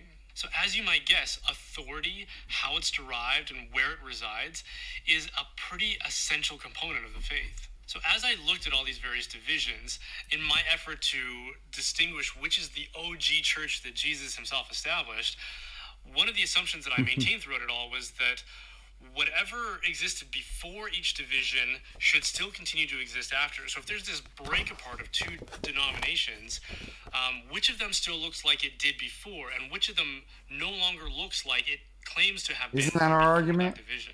I mean, has this person not visited Vatican II churches? I mean, clown masses. I mean, who looks like the church of the first 1,000 years? I mean, only a person who reads a papal history of the first 1,000 years could be duped into thinking the church of the first 1,000 years is the papal church, right? What do you say to that? Yeah, I mean, that's what I said. It's like that's our argument. It's like, just take a look.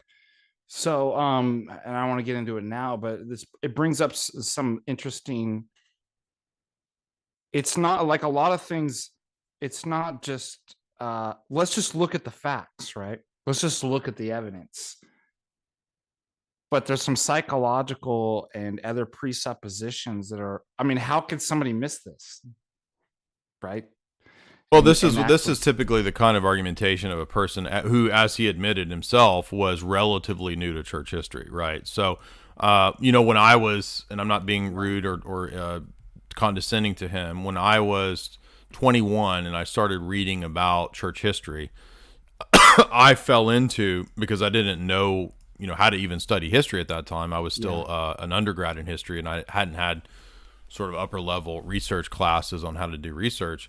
I fell into this mistake of like, I just grab a book from, some Roman Catholic guy, maybe it's even an 1800s Roman Catholic book. Like I've got, one of the first ones I read, I was talking about this on a couple streams ago, was Cardinal Gibbon's famous book, Faith of Our Fathers, right? This is one of my first Roman Catholic books I read when I was 21.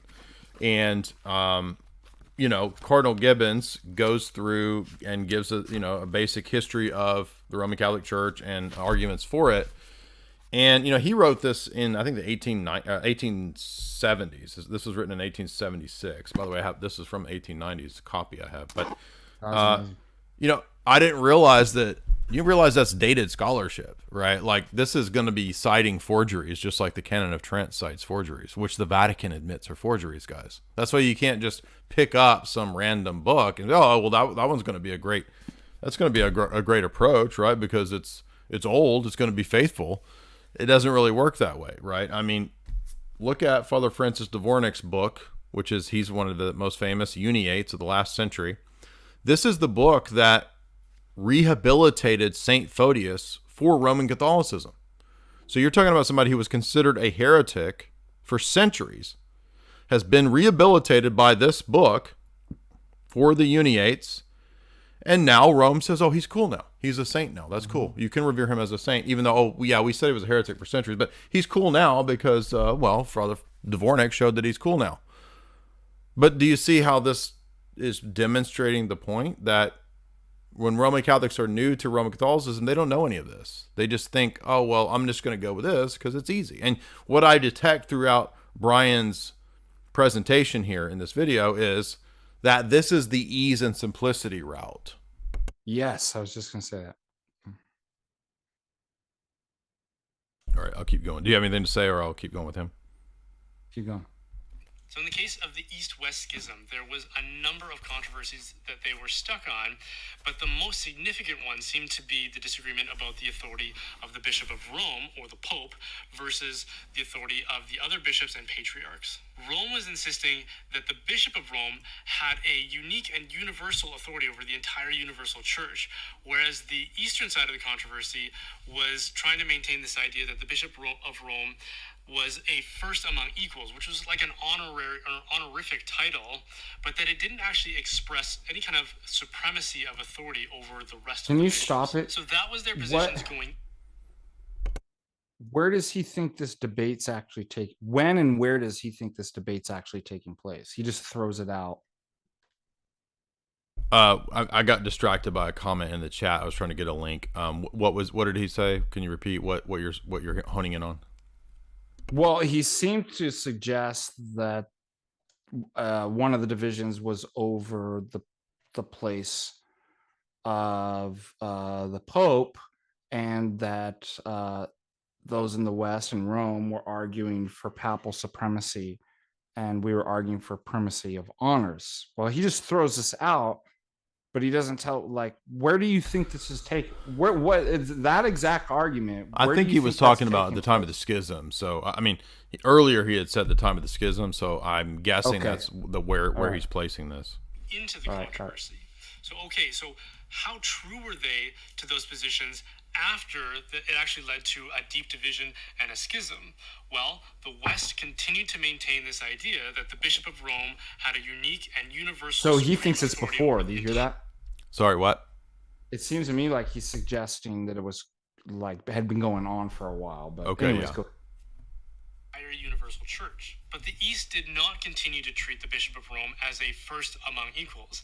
In fact, they excommunicated him, which to me seems like a pretty clear contradiction of what they were arguing in the first place, which was that no autocephalous patriarch, that's like the original patriarchs, had authority over one another. So how does he realize that autocephalous is in the councils?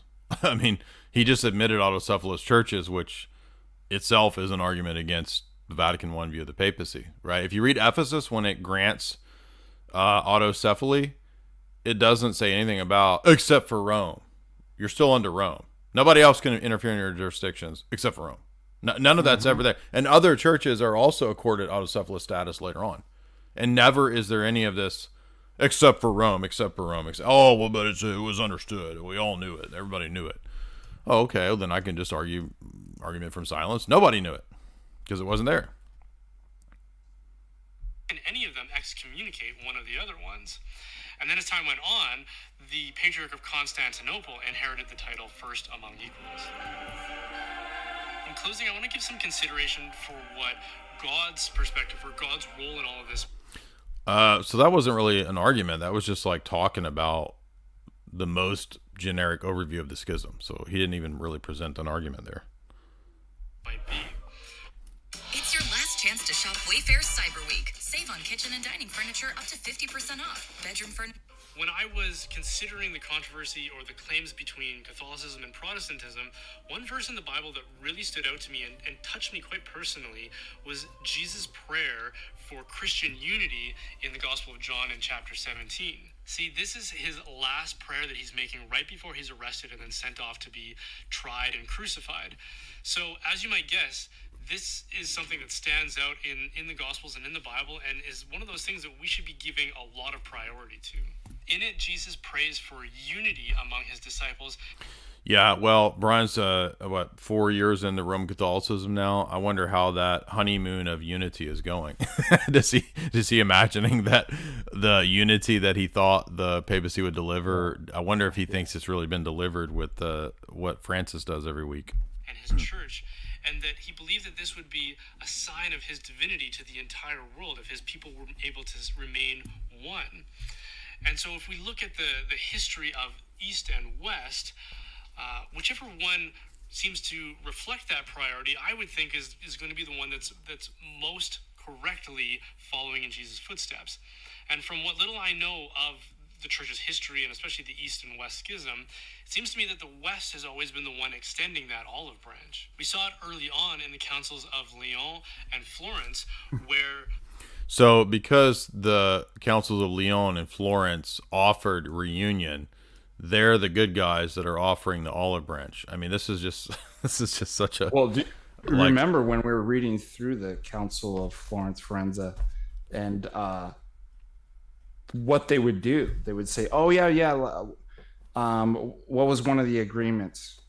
We'll admit that there's monarchia, right? That's not, that there's only one cause." And then once they kind of got them to, like, the East to commit, what did they do? Oh, we revoked that, and you have to kiss the ring of the Pope, and you have to do. yeah, I mean, it's just totally like, read Ostromov's book, The History of the Council of Florence, and you'll get a good picture as to what was really going on, the political motivations, and all this kind of stuff. And I guess he's not realizing that. I mean, again, Father Dvornik's book is what rehabilitated Photius and these so-called schismatics, right? So you realize that Rome has, through this book, basically conceded the Eastern arguments at throughout this turbulent schism time. And this is huge because all of these people who don't know about modern 20th century Roman Catholic scholarship and all of the concessions and interest in Eastern theology that's happened, especially after Vatican II, with people like von Balthasar, with Dvornik and others, they're not realizing that that's all a concession to all the arguments that the East was making for hundreds of years. And so they don't even know any of this, right? They're new to the game. And I'm not trying to knock Brian, because I remember being in exactly the same position Brian was in. When I was 21, it was right where he was at. I was starting to read basic Catholic apologetics versus Protestant arguments. And you think, well, it has to be the easy way, right? But what's the problem, Father Deacon, in terms of, well, why wouldn't the easy way be the right path here? Because it just makes it simple. I mean, isn't that kind of an indicator that that's what God would give us? No, this question came up with was it a Protestant, I can remember, that said, if God desires all to be saved, why does he make it so hard to be saved? Why can't these things be clear? Well, it's not an either or. I mean, if salvation's about acquiring the virtues, right? That's a hard process. And as you remember, we pointed out with the Wood book, with virtue epistemology, that people born with gifts like talented musicians, photographic memory, or something like that, those aren't virtues because they never had to work at them.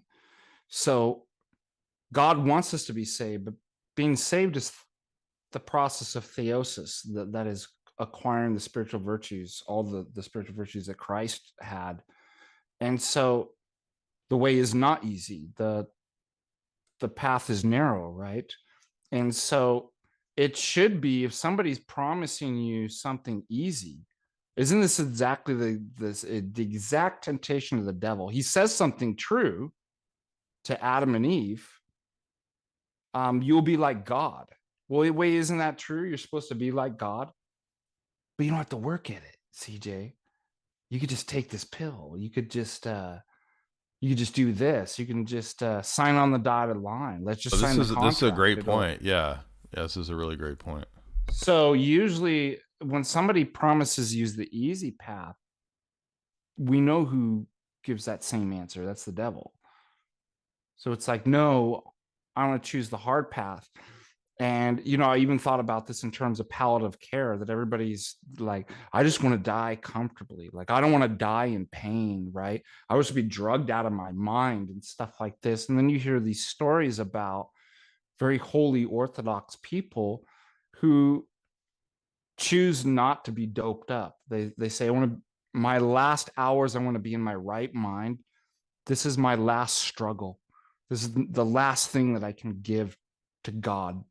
And whereas the world's like, why should you have to do that? Why don't we just, what are they doing in Canada? Physician assisted suicide. I just found out California, actually has passed, it's not physician assisted suicide, but it's now legal for you to take your own life. Well, and also, I mean, a lot of this stuff, and this is another reason why I try to warn people and say this stuff. People think I'm just trying to be mean or whatever. The papacy wrecks a lot of people's faith. Okay, this causes a lot of people to become atheists, just like Protestantism is an atheism factory.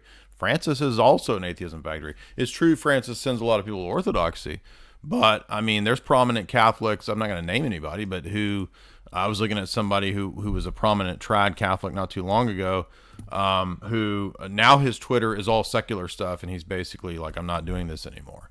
And he had been struggling with whether he believed in it anymore, I think a year ago. And now apparently he doesn't. So I'm not calling him out, but I tried to reach out to him, and of course he blew me off and said I was whatever. But it's not like, I mean, these systems that are not correct damage people, is what I'm trying to say. And the people that go into trad world, I've watched them for 20 years. I was in that world. It leads to people becoming alcoholics. It leads to people becoming suicidal. It leads to people in serious delusion, or they just leave. Well, I've seen a lot of people, when they go into the craziness of trad land, they just quit. I'm like, I'm done. I'd rather not be involved in any of this. I'm not saying that about Brian or any of these people, but I'm saying that that's why I'm saying this stuff, is not to hurt people, but try to explain to you that this system is not going to give you what it promises you. And I always like to bring it back that salvation, everything that I've been talking about tonight, from the epiclesis, the worship of God, our theology, to salvation itself, is relational. Remember, we always start with personhood first and relationship. And I was just thinking, and God gives us marriage to save us, right? We're saved through, if you're a man, you're saved through your wife, and if you're wife, you're saved through your husband. Now, what if somebody told you, and it's to give us an idea about the way that we relate to God. Now, what if somebody told you, you know what if I could promise you a really easy marriage? Why does this have to be all complicated? Just a couple bullet points. She'll only say these things and do that, and you don't have to worry about anything. It'll provide certainty. And do you think that would be good for you? Do you think that's ultimately what somebody should actually desire in a spouse?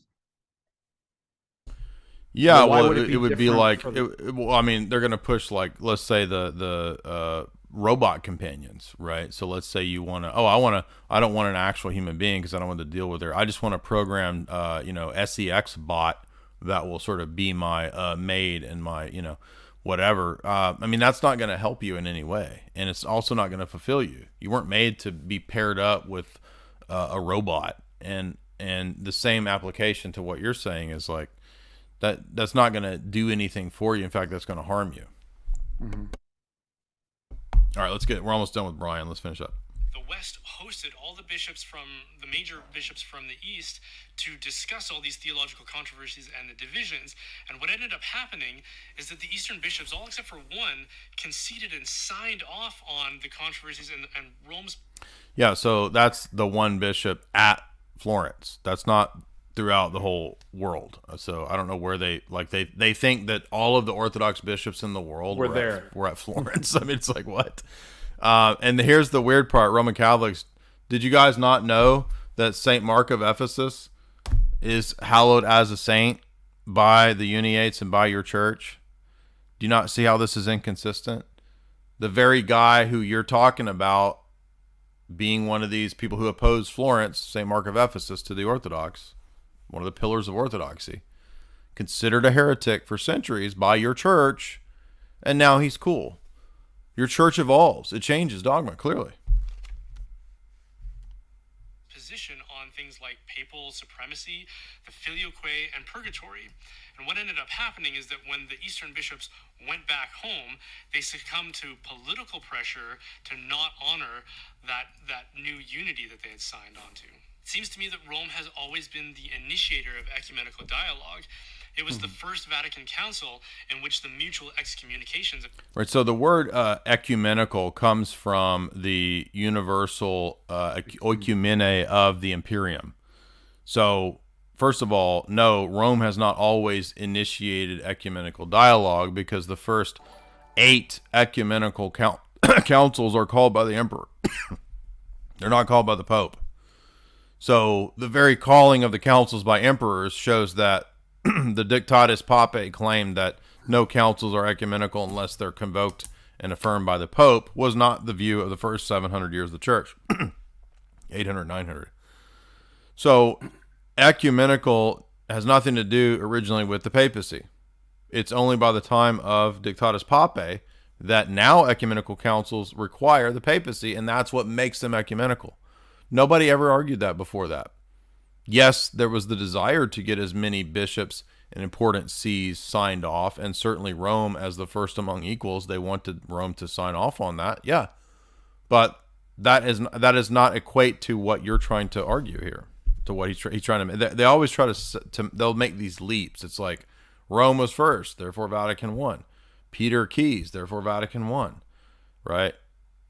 It's a non sequitur. Right? I mean. None of these things that they cherry pick prove the Vatican I position, and that's why the Roman Catholic Church typically had to argue that Vatican I was an evolution. But Satis Cognitum, written around the time of Vatican I, says it's not an evolution, that it was always the case. Of East and West were lifted, and then it was the second Vatican Council in which ecumenism was made a high priority for the Church, and this paved the way for the joint theological commissions of East and West. It was Pope John Paul II and Pope Benedict who both respectively recited the Nicene Creed with Eastern patriarchs without the filioque. And it was the Bishop of Rome who... Like, what is that supposed to prove? So because they were willing to do that, they're the good guys? Like, what does that have to do with which... Does he not realize that none of that has anything to do with which position is true or false? Which is how he began this video, right? That he's going to follow truth. Like, none of these things prove the position either way. First visited the East. It wasn't until 1995 that the Patriarch of Constantinople visited Rome. Lastly, I wonder if there's any providence in the fact that the East has suffered so much decline over the last millennium. Has he not noticed the decline in the numbers since Vatican II? I mean, this cuts both ways. That they love to do these readings of providence, like, oh, this was a providential, right? Because when Byzantium fell to Islam, did that not realize that it fell after the union with the Roman Catholics? It fell after the union. Yeah. What do you say to these kinds of arguments that they love to do? Like, well, providence has shone upon Orthodox because you guys were all under Muslim dominance and we flourished. Oh, really? What about when Rome? What about when the papacy, when Pius IX was walled up in his Vatican under a revolutionary government? What about? Well, then that's when they switch it. Oh, well, the persecution. The persecution now proves the church. Now proves the. They'll say too that all the PEDO priests and all of that is proof that the Roman Catholic Church is a true church because it's the devil persecuting the church. See, it's always unfalsifiable. Yeah, so we should just say, I like that principle. We'll use that. We'll take that argument whenever something's in decline. Obviously, that's persecution, proof that we're true, and whenever we succeed, that's obviously proof that we're true. Of the 5 original episcopal sees of the Roman Empire, only Rome is the one who's continued to enjoy safety and prosperity. Constantinople fell to the... Has he not seen the decline in everything in the Roman Catholic world in the last 60 years?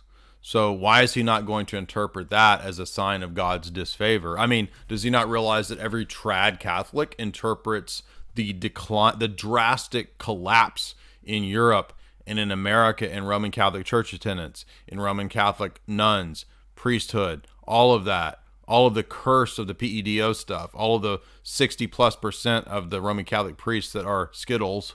Most people estimate anywhere from 50 to 60%, maybe even more, of the Roman Catholic priests are Skittles. None of that is a sign of God's disfavor. Do you see how arbitrary it is to take historical events and interpret them as God's favor or disfavor? Isn't this what the Pharisees did when the Pharisees said, oh, this man is cursed. He's blind because he has God's disfavor, and so his parents did something wrong. This is the very attitude of the Pharisees. What do you think? Yes, I think it's true. Go. Alexandria was conquered by the Arabs. Antioch was completely devastated, and Jerusalem was also conquered by them. Okay, so Rome fell to the barbarians in 400, 410. I mean, this is just ridiculous. Does that not signify God's disfavor? I mean, the papacy goes to France for 70 years, Avignon, and there's 3 people claiming to be the Pope. Is that God's disfavor? No, that's God. That's proof that Satan's persecuting the church and we're the true church. This is this is the hermeneutics of arbitrary history. To anything that happens is interpreted as the blessing and the persecution of the Roman Catholic Church.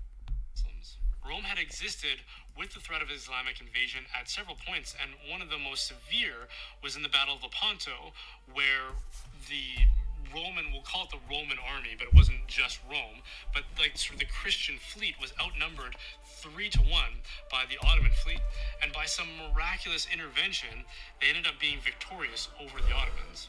Now, I'd hate to impose that providential interpretation on this dichotomy between East and West. But that's what you just did. Does repeatedly describe seasons of prosperity and strength. Yeah, so political advantage and wealth and temporal gain are the proofs of the Roman Catholic Church being blessed and the Orthodox Church being. But I mean, does he not realize that after the Union Council that he's talking about, that's before Byzantium fell? So why can't I just say that Byzantium fell because of Florence? I mean, this is so. And by the way, these are the same silly arguments that Job's friends made. Obviously, God doesn't favor you. Look what's happening to you. Yeah, you have a bunch of boils on your skin, so God's cursed you. I mean, this is so stupid. By the way, again, his own theologians are. I'm so glad that I finally got around to getting this book by Yves Congar, 900 Years Together.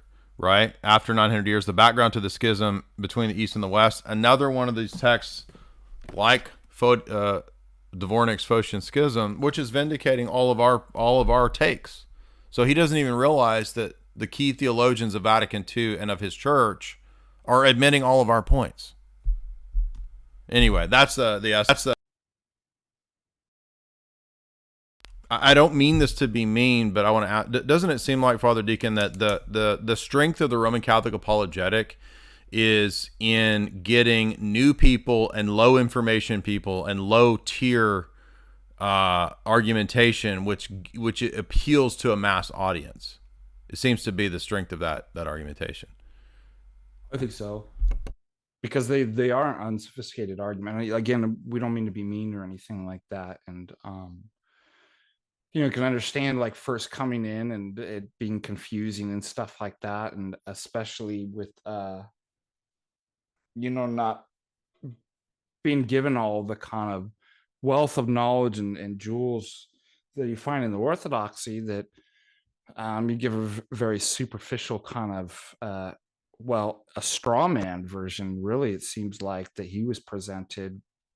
I'm trying not to like blame him or find fault that he made that decision. What if you were given a straw man of Orthodoxy and you were like, well, it's certainly not Protestantism, and they're promising all these things that we just went over? Like, you could understand how somebody would go, well, obviously I got to become Roman Catholic, just like Trent, right? Or not Trent, what's his name? Capturing Christianity. Oh, Cameron. Yeah, I forgot about Cameron. Forgive me. Yeah. Do you want to go ahead and go to Super Chats and call it a night, or do you want to go ahead and do Nolan knows his 8 reasons? How much energy do you have? You seem like you're getting kind of tired, so I'll leave it up to you whether you want to continue or call it a night. Well, I just took the sleeping medication and I was good. slowing it down. I think I could run through these real quick. Okay, let's go through those. So Nolan knows is somebody that we've reached out to, and we're not on bad terms. We might do a stream in the future. And Nolan had written. He's a Catholic guy who does a lot of men's issues kind of stuff, patriarchy, weightlifting.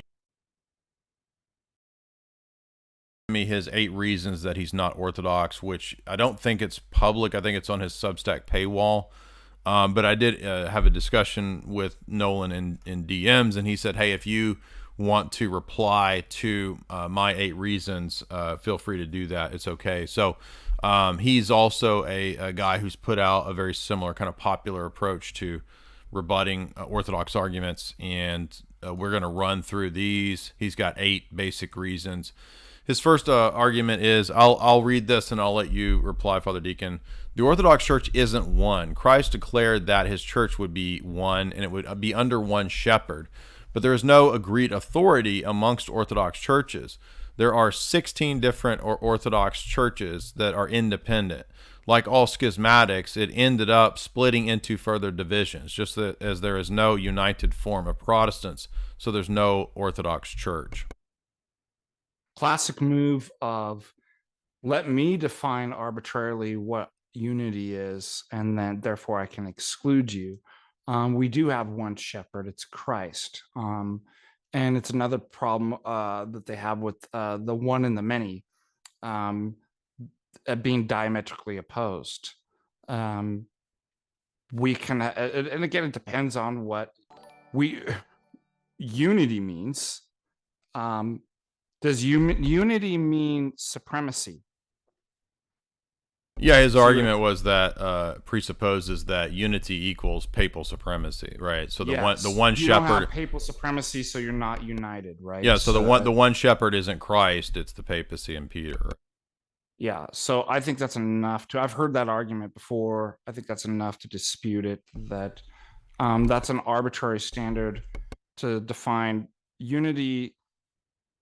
Something's unity if and only if it's papal supremacy. So there's no unity anywhere unless it's papal supremacy.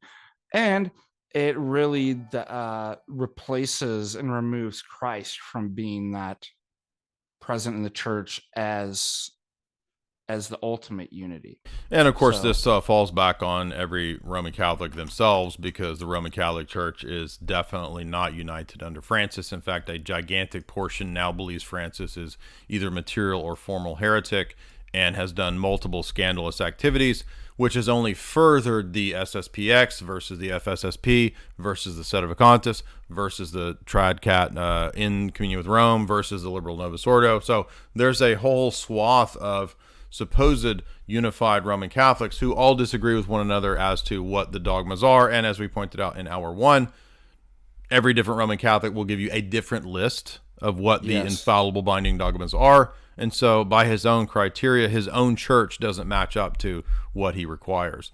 The Orthodox Church, go ahead. Well, also, if this papal if unity is defined uniquely, arbitrarily so, is papal supremacy, and that's supposed to preserve the faith and doctrine, then as you had the Pope point out, was it Ratzinger? Yeah, Pope Benedict, I think in one of his books, said that the Eastern Church, the Orthodox Church, has maintained the Catholic faith for the last 1,000 years. So you have the Pope, the papacy saying you don't need the papacy to keep while people in the papacy make an argument, you need the papacy to keep unity and doctrine. Yeah, I don't think that people realize the import of what Ratzinger admitted, and they'll always say, that doesn't count because it was his private theological writings.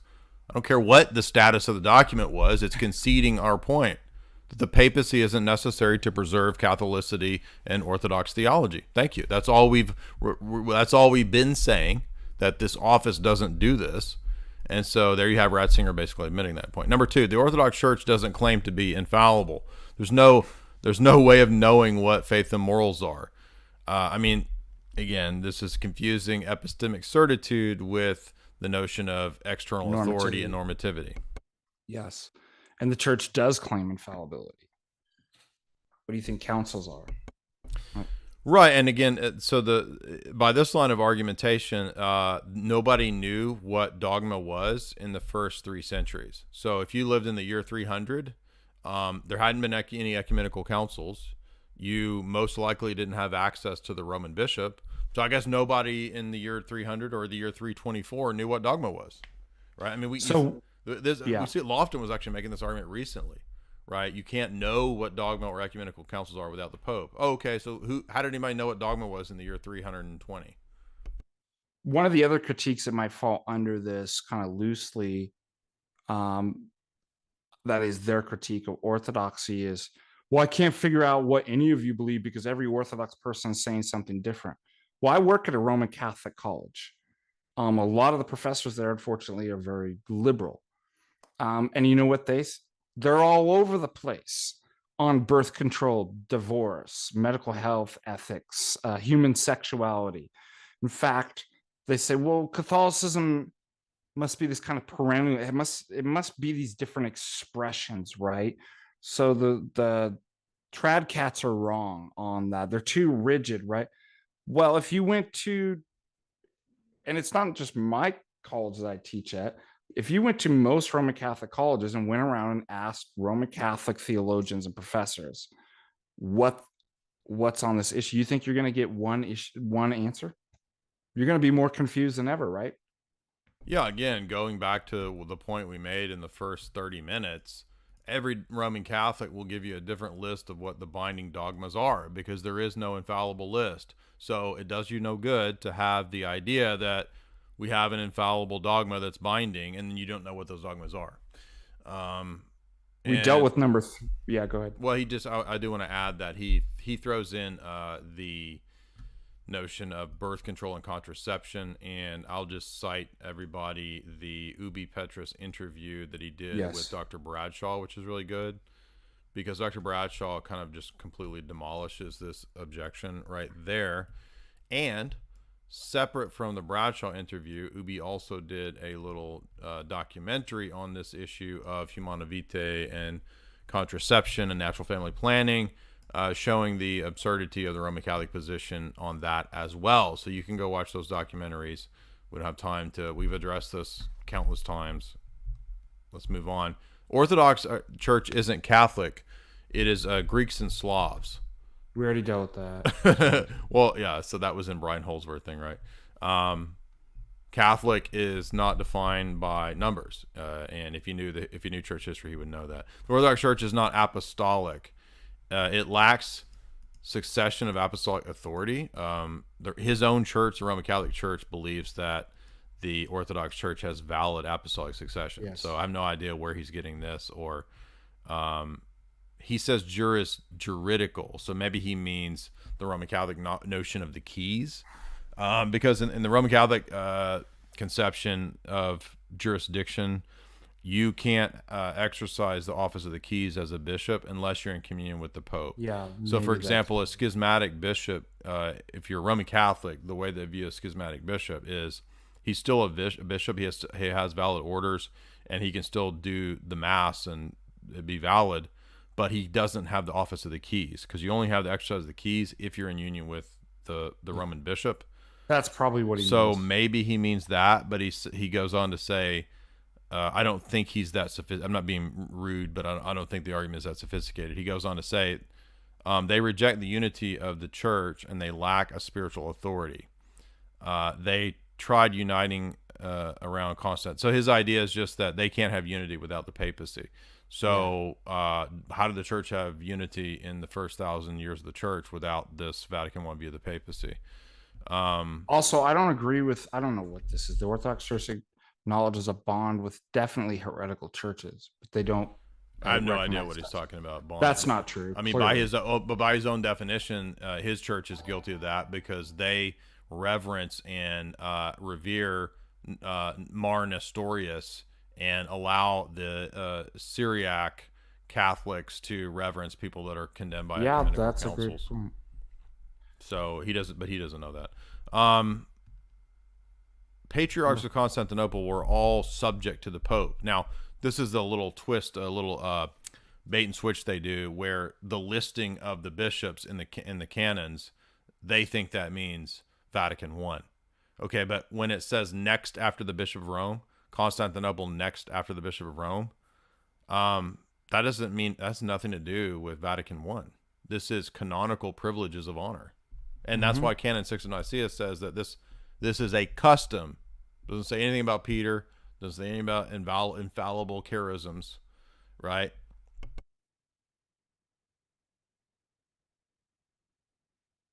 Did you want to say something on that? No, that's exactly, we recognize, and again, just like in a council, there's a president, there's a head, right?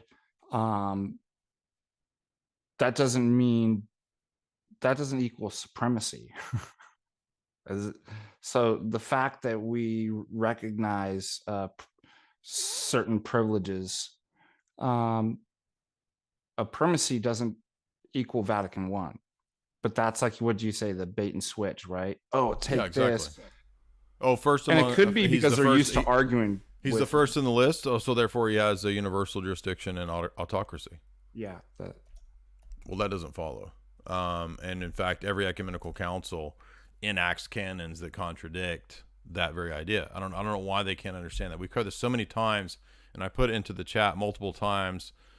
We've collected every one of the canons from the 7 councils that contradicts Vatican I, and that shows that the councils don't have the Vatican I mindset. It's clear as day. So he mentions next the formula of Hormisdas, which Ubi has a great take on that, because that's of course something that Ibarra loves to bring up. Let me see. Ubi Petrus, here it is, the libellus of Hormisdas and the failure of policy. I will put that in the chat because Nolan knows his next argument was about the formula of Hormisdas. Okay, so now it doesn't want to fit in the chat. Let's see. Let me go to Ubi's thing.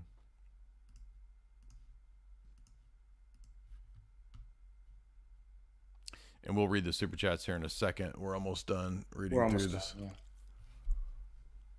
Okay, there's the Ubi on formula of Hormisdas, which is the next point that Nolan brings up.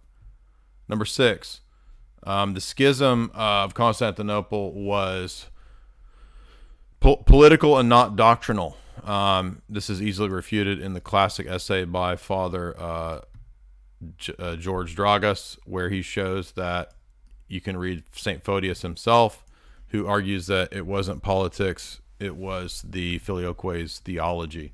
I mean, did these people not realize that he wrote a book talking about why the schism happened? It's called the Mystagogy. I mean, this isn't political. This is this. But there is a political dimension to this, which the papists are never aware of, which is Franco-papalism.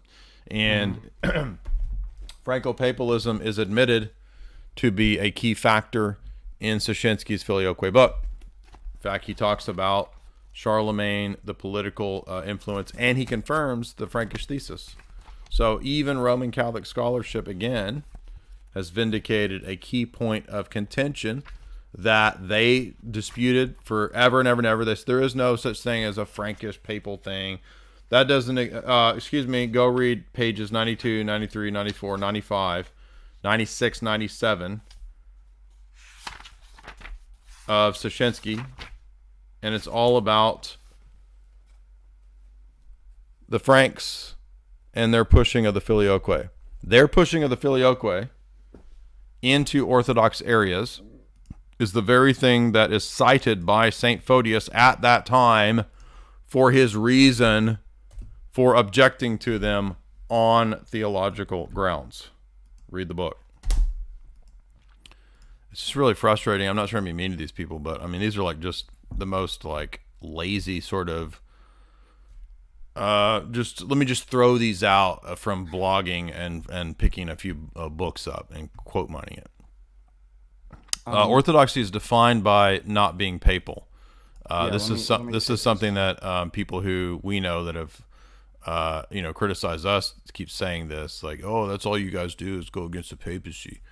So first of all, no, it that's not begs true. the question that the papacy has to be true And if you're not that, then you must be defined solely in terms of what we're not, because if you weren't, you would be with us, right?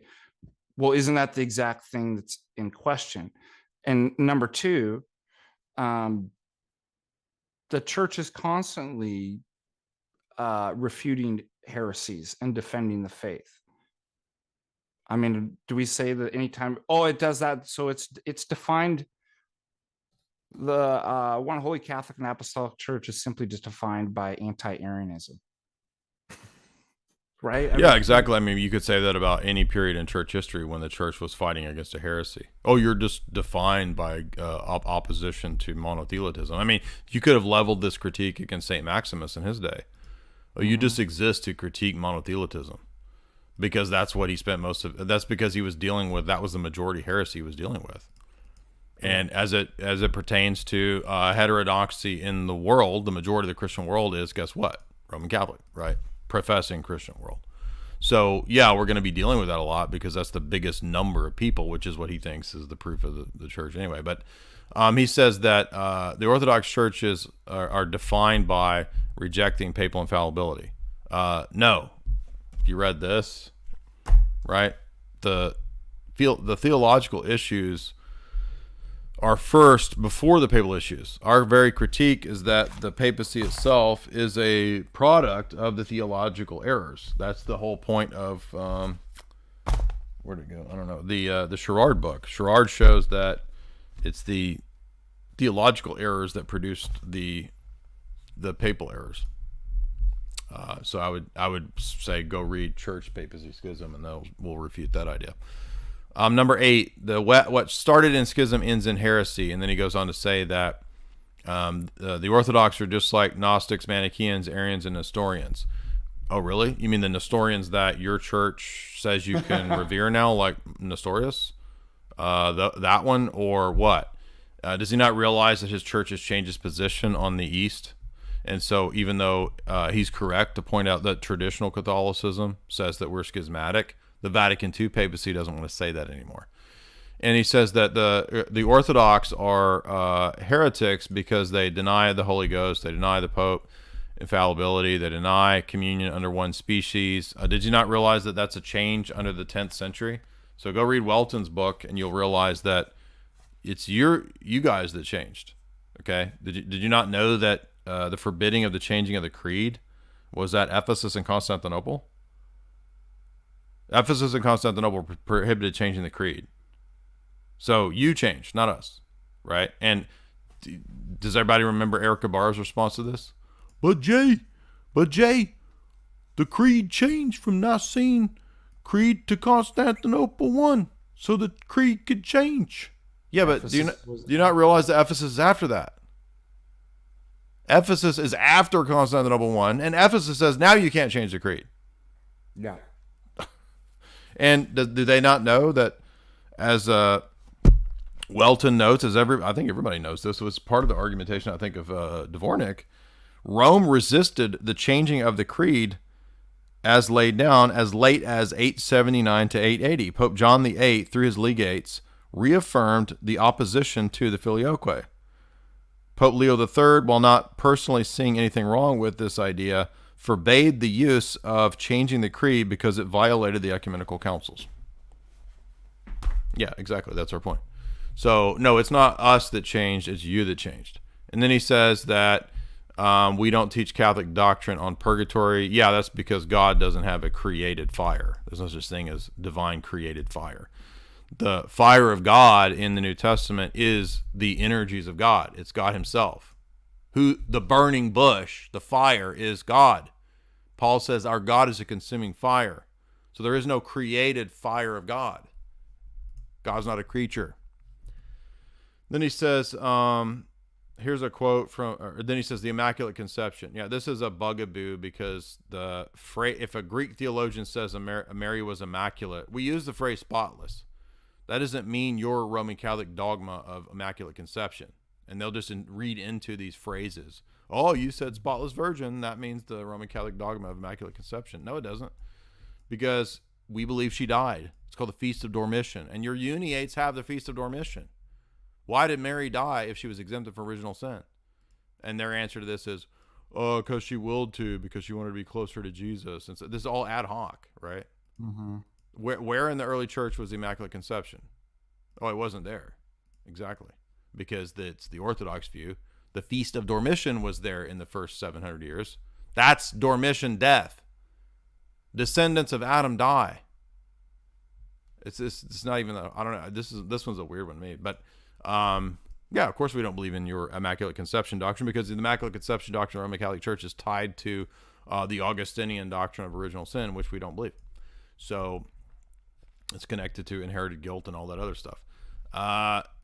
Anything else you want to mention before we go to the super chats for the Deacon? That's it. I knew we could do those 8 points pretty fast. Okay. Let's see. Let me go to the super chats. So guys, if you want to support the channel, support the show, do so by going to the Streamlabs link in the show description, which is the super chat function. And I will read your questions out to either myself or to Father Deacon or to both of us if you want. And you can also support the show by going to chalk.com to get the best supplements out there if you're looking for a alternative to supplementation. You know, a lot of the supplements that are out there are not that great. They're not very high quality, but Chalk does specialize in high quality supplementation. Particularly, I was very agitated and energized yesterday, and that's because I was taking my Tongkat. But you can also check out the daily if you're looking for overall supplementation. You can get the Action 2.0 if you're looking to just boost your energy levels. If you're looking for peer-reviewed, studied, research, proven to boost testosterone, you can get the Tongkat Ali, which is the Tongkat 100. Oh, that was a Sheila Jet. I meant to hold up the Tongkat. I took the Tongkat in the other room because I ran out of that bottle. Irish Moss, great for females that want to balance out their hormone. Here's the Tongkat Ali. There's the Tongkat Ali. You can get that. It's a great product. All of these are available over at chalk.com for the using the promo code J50. That gets you 50% off anything in the store, and they also have extended the deal to 60% off if you use the promo code J60Life. That's J60LIFE. J60LIFE, and that's for recurring subscriptions. So if you don't want to put all this information in every week, or excuse me, every month, you just want to have it in there coming into your mailbox every month, use that promo code and get a little bit extra of a discount. And that supports my channel. That is the main channel sponsor, chalk.com. They're an awesome based red pill company, so definitely check them out. First super chat comes from JML, $40. What gives the Eastern Church the reason that it has to venerate the Theotokos? Is this particular to a council, or is it a tradition? I've read that Protestants think that this is idolatry. I have an answer to that, and I'll let Father Deacon go first. Well, I think it's in Scripture. She teaches the apostles too, right? She's, but also just kind of. I mean, the problem is Protestantism is a thoroughly Enlightenment or modern and going into the Enlightenment as well, thinking. So they're disconnected from the ancient mind of how one venerates people in authority. So they take modern principles and they read them back in. Well, that must be idolatry. That couldn't be but again, to venerate means obviously the ark, right? The one who carries God, who's more spacious in the heavens, would be venerated. So they really have, I think there's a couple things that lead them to this kind of mentality. There's kind of an either or. It's only Jesus or you're worshiping something else, right? You only venerate, right, God. And if you do anything else, then it's idolatry. But you see that, just with the relics too, that the woman with the issue of blood's healed through grabbing the hem of Christ's garment, right? Holiness spreads out from Christ. And holy things are worthy of veneration, right? Because everything's Christocentered. It comes back to Christ. So the reason why we venerate Mary is because of Christ. It's not that hard. And again, we don't have to have this spelled out perfectly in a council or something like that, because this is what people knew.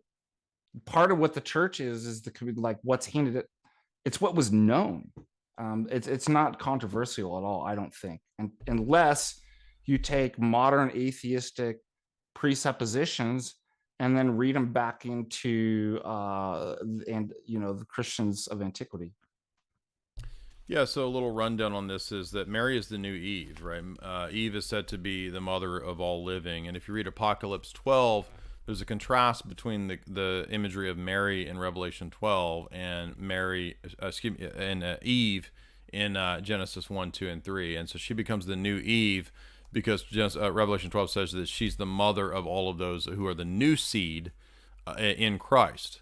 And so if you have the Orthodox Study Bible, I highly recommend this to J. Mel, who asked the question. Go to page 1228, and there's a really good one-page article in the Orthodox Study Bible on the Old Testament types of Mary, because a lot of this Marian theology doesn't just pop out of church tradition. It's out of Scripture, and it's all throughout the Old Testament. And the reason that they stuck that note in that comes up in Ezekiel is that in Ezekiel 44, when we have this mentioning of the new temple, it's the Messiah passes through the gate, and the gate is never opened or shut, so it remains sealed.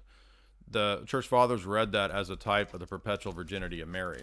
How else could the prince, the Messiah, the prince, pass through the gate, and the gate never is violated or opened, and it remains sealed? If you go to 1 Samuel and you read 1 Samuel, you'll read these prayers that Hannah does.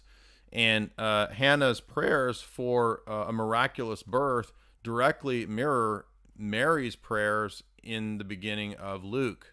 Mary is the fulfillment of Hannah. She's a new Hannah. She's a new Sarah. Sarah is the mother of the children of Abraham, and she's the mother to many nations. Mary is the new Eve, the new Sarah, the new Hannah.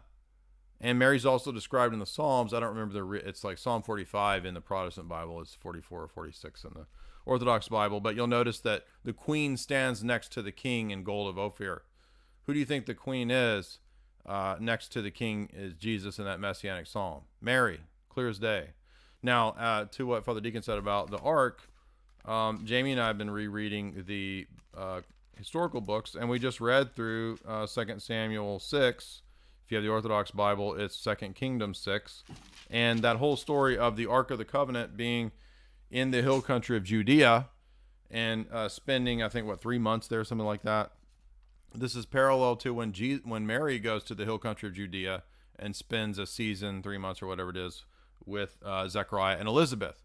And so, again, as the Ark of Covenant has the Holy Spirit and the Shekinah glory above it, the glory cloud above the Ark, in the Annunciation, the Holy Spirit descends upon Mary just like it did on the Ark. So the Bible is telling us that Mary is the new Ark. So in fact, this is all throughout Scripture, and the specific title, Mother of God, which is the title that the Council of Ephesus chooses to prove that Jesus is a divine hypostasis.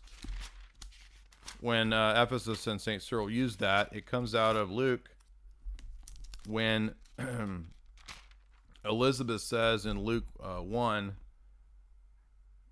verse 40, I can barely read that, 40 or 41. Who am I that the mother of the Lord should come to me? Lord is a divine title. In other words, she's saying, who am I that the mother of God should come to me? Of his divinity. It means that she is the cause and source of his human nature, but the person that came forth from her is a divine person. It's the second person of the Godhead who existed from all eternity as the second person of the Godhead, who assumed human nature from the Virgin Mary. He gets his humanity from his mother. So it is absolutely appropriate to call her Theotokos, Mother of God, and that's precisely what the Council of Ephesus determined. And St. Cyril argued that the entire refutation of Nestorianism, in fact, the entire gospel, is contained within the name Theotokos, St. Cyril says. By the way, I'd like to also recommend probably the largest collection of evidence and writings about the life of Mary and veneration is this book here, The Life of the Virgin Mary. It's a really good. You see that? And who's that by? I can't see it. This is by, let's see, it's a monk that composed. This is from the Holy Apostles Convent in Colorado, and the Dormition Skeet, but let's see, I forget what one of the monks compiled, and I can't remember. I'd like to recommend too for people, because I for so long have not had this book because I gave it away. I had it back in 2007 when I first started getting into Orthodoxy, and it was one of my introductory books to Orthodoxy because it was in the bookstore at the Antiochian Church in Franklin. And I remember getting this, and for those that are looking for an introduction to Orthodoxy that is theological but more practical, that's not too heavy, because a lot of people might find Losky's theology a little challenging and difficult. I recommend the 15th century book. This is actually from 1400s, I think. Yeah, 14th century. Get Nicholas Cabasilas. Saint Nicholas Cabasilas is, I think he's a saint. Life in Christ. And this is a great introduction that will argue for the energies. It'll argue for uncreated grace, and it was written, 600 years ago. This remains a great introduction at a more basic level to Orthodoxy if you find Losky's writings to be a little too technical and too theological. So this one's a little more simplistic, and it's great. And he focuses on the mysteries and participation in the mysteries. And I have not had that book for many years because I gave the copy I had away. But one other point I wanted to make, which is that I had a really long discussion with a pretty high-powered intelligence person that will be coming out in the next few days, I think. And he brought my attention to a book I had forgotten about, which was that a lot of people think that Ratzinger is this trad, but he wrote a book together with Habermas from the Frankfurt School. So if you're under the impression that Habermas is a trad, no. Excuse me. Benedict's not a trad. In fact, Stephen Coughlin, who I had the podcast with, he went into a lot of details about how he thinks that this is really a demonstration that Ratzinger is kind of a controlled opposition figure, and that you can see that in the way that he kind of caves into the dialectics of Habermas in this book. So I'm looking forward to reading that one. I've actually read Habermas books. I've got 2 of his books over there. I did a lecture on one of the Habermas books many years ago, but I've not read this one. So I'm looking forward to getting into that. Next super chat is BMX 1966. Shout out to BMX, longtime super chatter and supporter. Jay, can you say hi to the Pope of the Future? I am the Pope of the Future. When you see him. Yes. By the way, somebody sent me a meme of somebody had, I think, photoshopped the hats of a lot of the. We're on our way, folks. There it is. We're on our way. There's the actual Cardinals wearing the McDonald's fry hat. BMX 1966, $5. Also, can you say hi to Father Deacon Ananias? Ask him to pray for me. My name is What? Con? K-O-N? K-O-N? Con? Can you pray for K-O-N? Yeah, let me write a note so I have his name. K-O-N? I don't know if that's like the stands for their 3 initials, like K-O-N, like Chris O. Nesbitt. Well, if I don't get it spelled just right, the prayers won't work. Yeah. Yeah. I mean, it's their handle's BMX, and then it says K-O-N. Or okay, I'll pray for you. I think that's what it says. It's really small. Nefer, $10. Thank you so much, Nefer. J Mel, another $10. Jay, the book 900 Years Together. Yes, the Congar book that I just got. This one. And these other proofs. Do you think that? What do you think? Why do you think James K is not seeing reasonable arguments? James K. Who's James K? James Cameron. James. Who's James James K? Hurt. So it's got to be somebody. Is that Nolan? Is James K. James Nolan? Or I don't know who James. Sorry, JML. Can you tell me who? If you're in the chat, put it in the chat. I don't know who James K. is, because it's got to be somebody Roman Catholic that would be reading 900 Years Together, or Uniate reading 900 Years Together. So I'm sorry, I don't know who James K. is. Constantine Meme Tarama. Constantine Mema Itarana. $10. Thank you for this video. Your videos have helped me come to Orthodoxy. My question is, what books about Byzantine history do you recommend? Stephen Runciman has a little book about the history of Byzantium that's good, that's readable. It's like 180, 200 pages. There's The Massive Beast, which I've not conquered, which is... so my godfather got me the whole... Check out this puppy here. What do you have? I can't see what it is. This is what is it? George Ostrogorsky's The History of the Byzantine State. Oh wow. Yeah, it's gnarly. Well, I can beat that one because look what Dean got me this. Let me see. Oh man, you do beat me. This is the Folio Society edition of the 3-volume John Julius Norwich History of Byzantium, which is a monster. This is he got me that, I think, for Christmas, but I've not read that. I did read the smaller abridged version of Norwich's Byzantium book, but so the more accessible ones would be the little Runciman book and the abridged Norwich book, and then maybe Father Deacons would be next, and then this would be like the expert mammoth. Like, I haven't even cracked these open. These are so massive. See, when you take your books out, everything doesn't fall down, right? Do you need a new shelf? Yeah, exactly. So JML, did you want to clarify who James K. is? Let's see. Mr. Smith, $3. Wait until Brian Holdsworth finds out about the battle on ice of 1242 if he wants to argue God favoring Catholics in battle. Yeah, you can pick out all kinds of battles that, like, I mean, just think how arbitrary this is. So if I find, like, what if I find 25 battles where Roman Catholics lost, and I come up with 23 battles that Orthodox people lost? Oh, so now Orthodoxy is right because of the 23. They lost fewer battles. I mean, this is silly. James K.A. Smith. I don't know who that is. I don't know who these people are. Father Deacon, I have your channel linked in the chat. It is the Patristic Faith link there. Is there anything else you want to leave us with? I don't see J Mel qualifying who James K is. Anything you want to leave us with?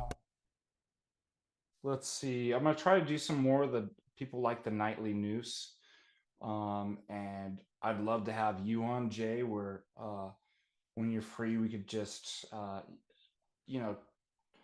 both a critical, in the sense of philosophic, and also an Orthodox approach through social media and the news events and stuff. And obviously, we have to kind of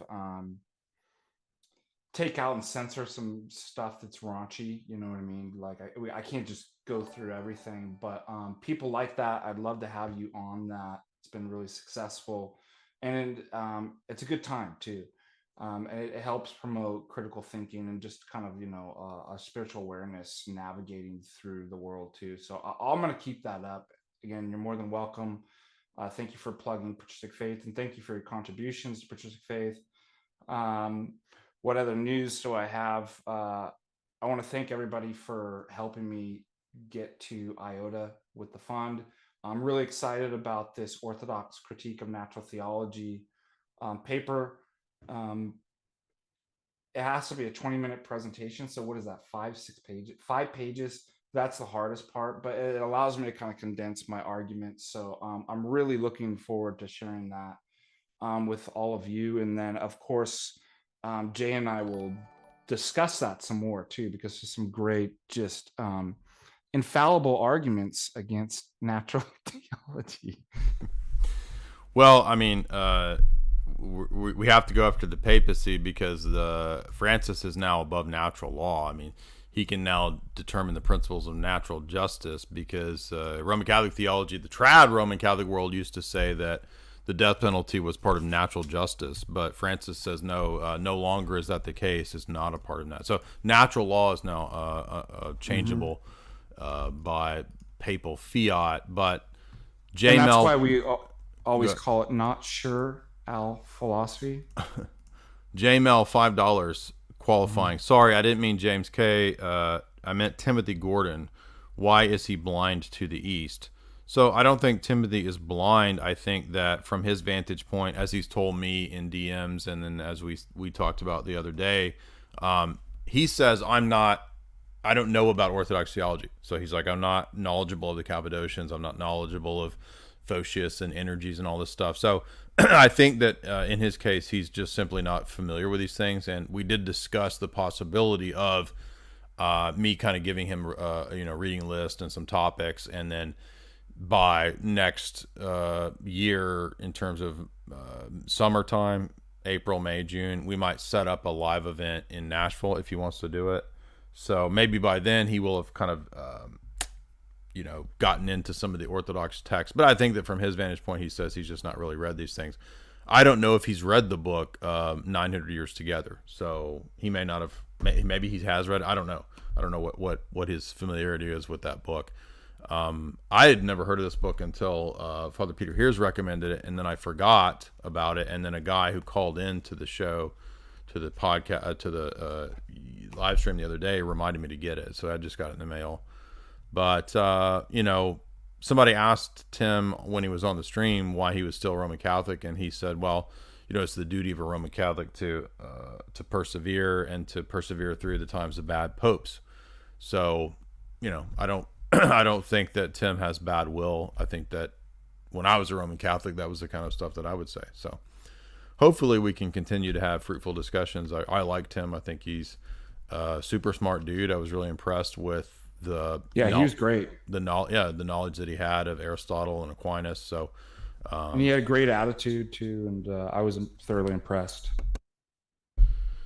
So hopefully we'll chat some more in the future. Brad, $5. Does Roman Catholicism see Orthodoxy in schism since Vatican II or outside the church? Well, they've done all of this double speak to kind of make it they're the Roman Catholic Church, they would say, subsists in the Orthodox Church. That's the language of Vatican II.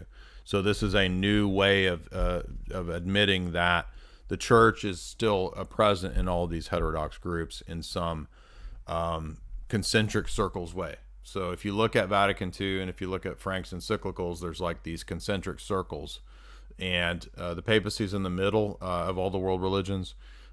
Next to them is Orthodox, being the closest to the papacy. Next to them is Anglicans. Next to them is Protestants. Then you have evangelicals. Then you have non-Trinitarians and Muslims. Then you have pagans. Quite literally, that's the concentric circles presentation that you get in Vatican II. And so Nostra Aetate, for example, speaks this way. All the world religions relate in a sort of concentric circles degree away from the papacy. So the papacy is kind of at the center of this chain of being. And then the furthest out would be the atheists and the Hindus or something. But even it's like Origenism. It is a form of, Origenism is all through this stuff, but they don't even realize it. I mean, the beatific vision is basically Origenism. But all right, everybody, thank you so much. You can also support me by getting the books. I do have the red book out now, which is... I got to tell everybody about the debate this weekend. So the red book is the last 10 years of theological debates and essays, as well as all the philosophical essays too. And then, of course, there's the meta-narratives book, which you can get at the website. So this weekend in Nashville, the debate, forgot to mention that. I think there might be a few tickets left, but most of the debate tickets are, the VIP tickets, I think, are all sold out, but you can get general admission tickets still, I think, if you go to the link right here. I'll add it to the show description. This is the debate between me and Tim Gordon's brother. What's his? I always forget his name. Ryan Gordon, Dave Gordon, Ryan. What's his name? Dave Gordon. So it's a three-way debate between evangelical pastor in Nashville, Dr. Michael Easley, who I don't know. I'm not familiar with any of his stuff. He is the graduate of Moody Bible Institute, and he has a graduate degree in master's in ministry from Dallas Theological Seminary, and he pastors a evangelical church in Nashville. I forget what it's called, Harvest or something like that. I'm not trying to be rude to the guy. I just don't remember. He's the Stonebridge Grand Prairie Bible Church, and then Fellowship Bible Church in Nashville. Okay, so that's Dr. Michael Easley, and then David Gordon is, as we said, Tim Gordon's brother. He is the co-author of Rules for Retrograde, so I guess he co-wrote that with his brother. Dave is an attorney and law clerk. He holds a master's from Franciscan University of Steubenville, and has certain research specialist stints at Catholics United for the Faith, and teaches RCIA, which is Roman Catholic Version of Catechesis, and is the editor and writer at Church Militant. So it's a three-way debate. It'll be me versus those two guys, Orthodoxy versus Rome and Protestantism. So get your tickets there at the link in Nashville if you want to go see that. It's going to be a lot of fun. I will be there with books, and I will also be there with private security that I pay for now. I was just going to say, yes, throw in, I'll be there with a bodyguard. Two bodyguards. So I actually pay I pay well, two different people to, and one of them has their concealed carry permit and all that. So, and the other one has X-Men powers. Brad for $5, bazed. No, I'm sorry, not Brad. Bazed for $5, says Baze. Thank you, Baze, for $5. Anyway, guys, remember that you can still get the tickets there. I don't know if the $50 one still exists, but the $20 general admission still exists. And it's going to be a lot of fun. Hopefully, it's going to be a hype thing. It's this weekend, so it's coming up, the 10th. We got 4 days away, and we got this hefty debate. It's going to be a lot of fun. I've never done a live debate. Have you ever done a live debate, Brother Deacon? No, I don't think. Wait, have I? I don't think so. Like maybe in college or like university. Yeah, I was trying to think if like in junior college I did. I don't think so. I don't think I've ever done. That's great. No, I take that back. When I was a sophomore, we had one live debate for Philosophy Club. So I have done one in-person live debate ever, but that was 20 years ago. Anyway, thank you so much for coming on, and I'll be looking forward to coming on your nightly news some point in the future. And anything else you want to leave us with before we head on out? Blessed Nativity coming up. Just a blessed Advent season to you all. And my prayers and love. Please keep both Jay and I and everybody at Patristic Faith in your prayers. And we love you all. Also, guys, remember, we don't get a lot of algorithmic promotion. So I really I count on you guys to like, comment, share, turn on the notifications.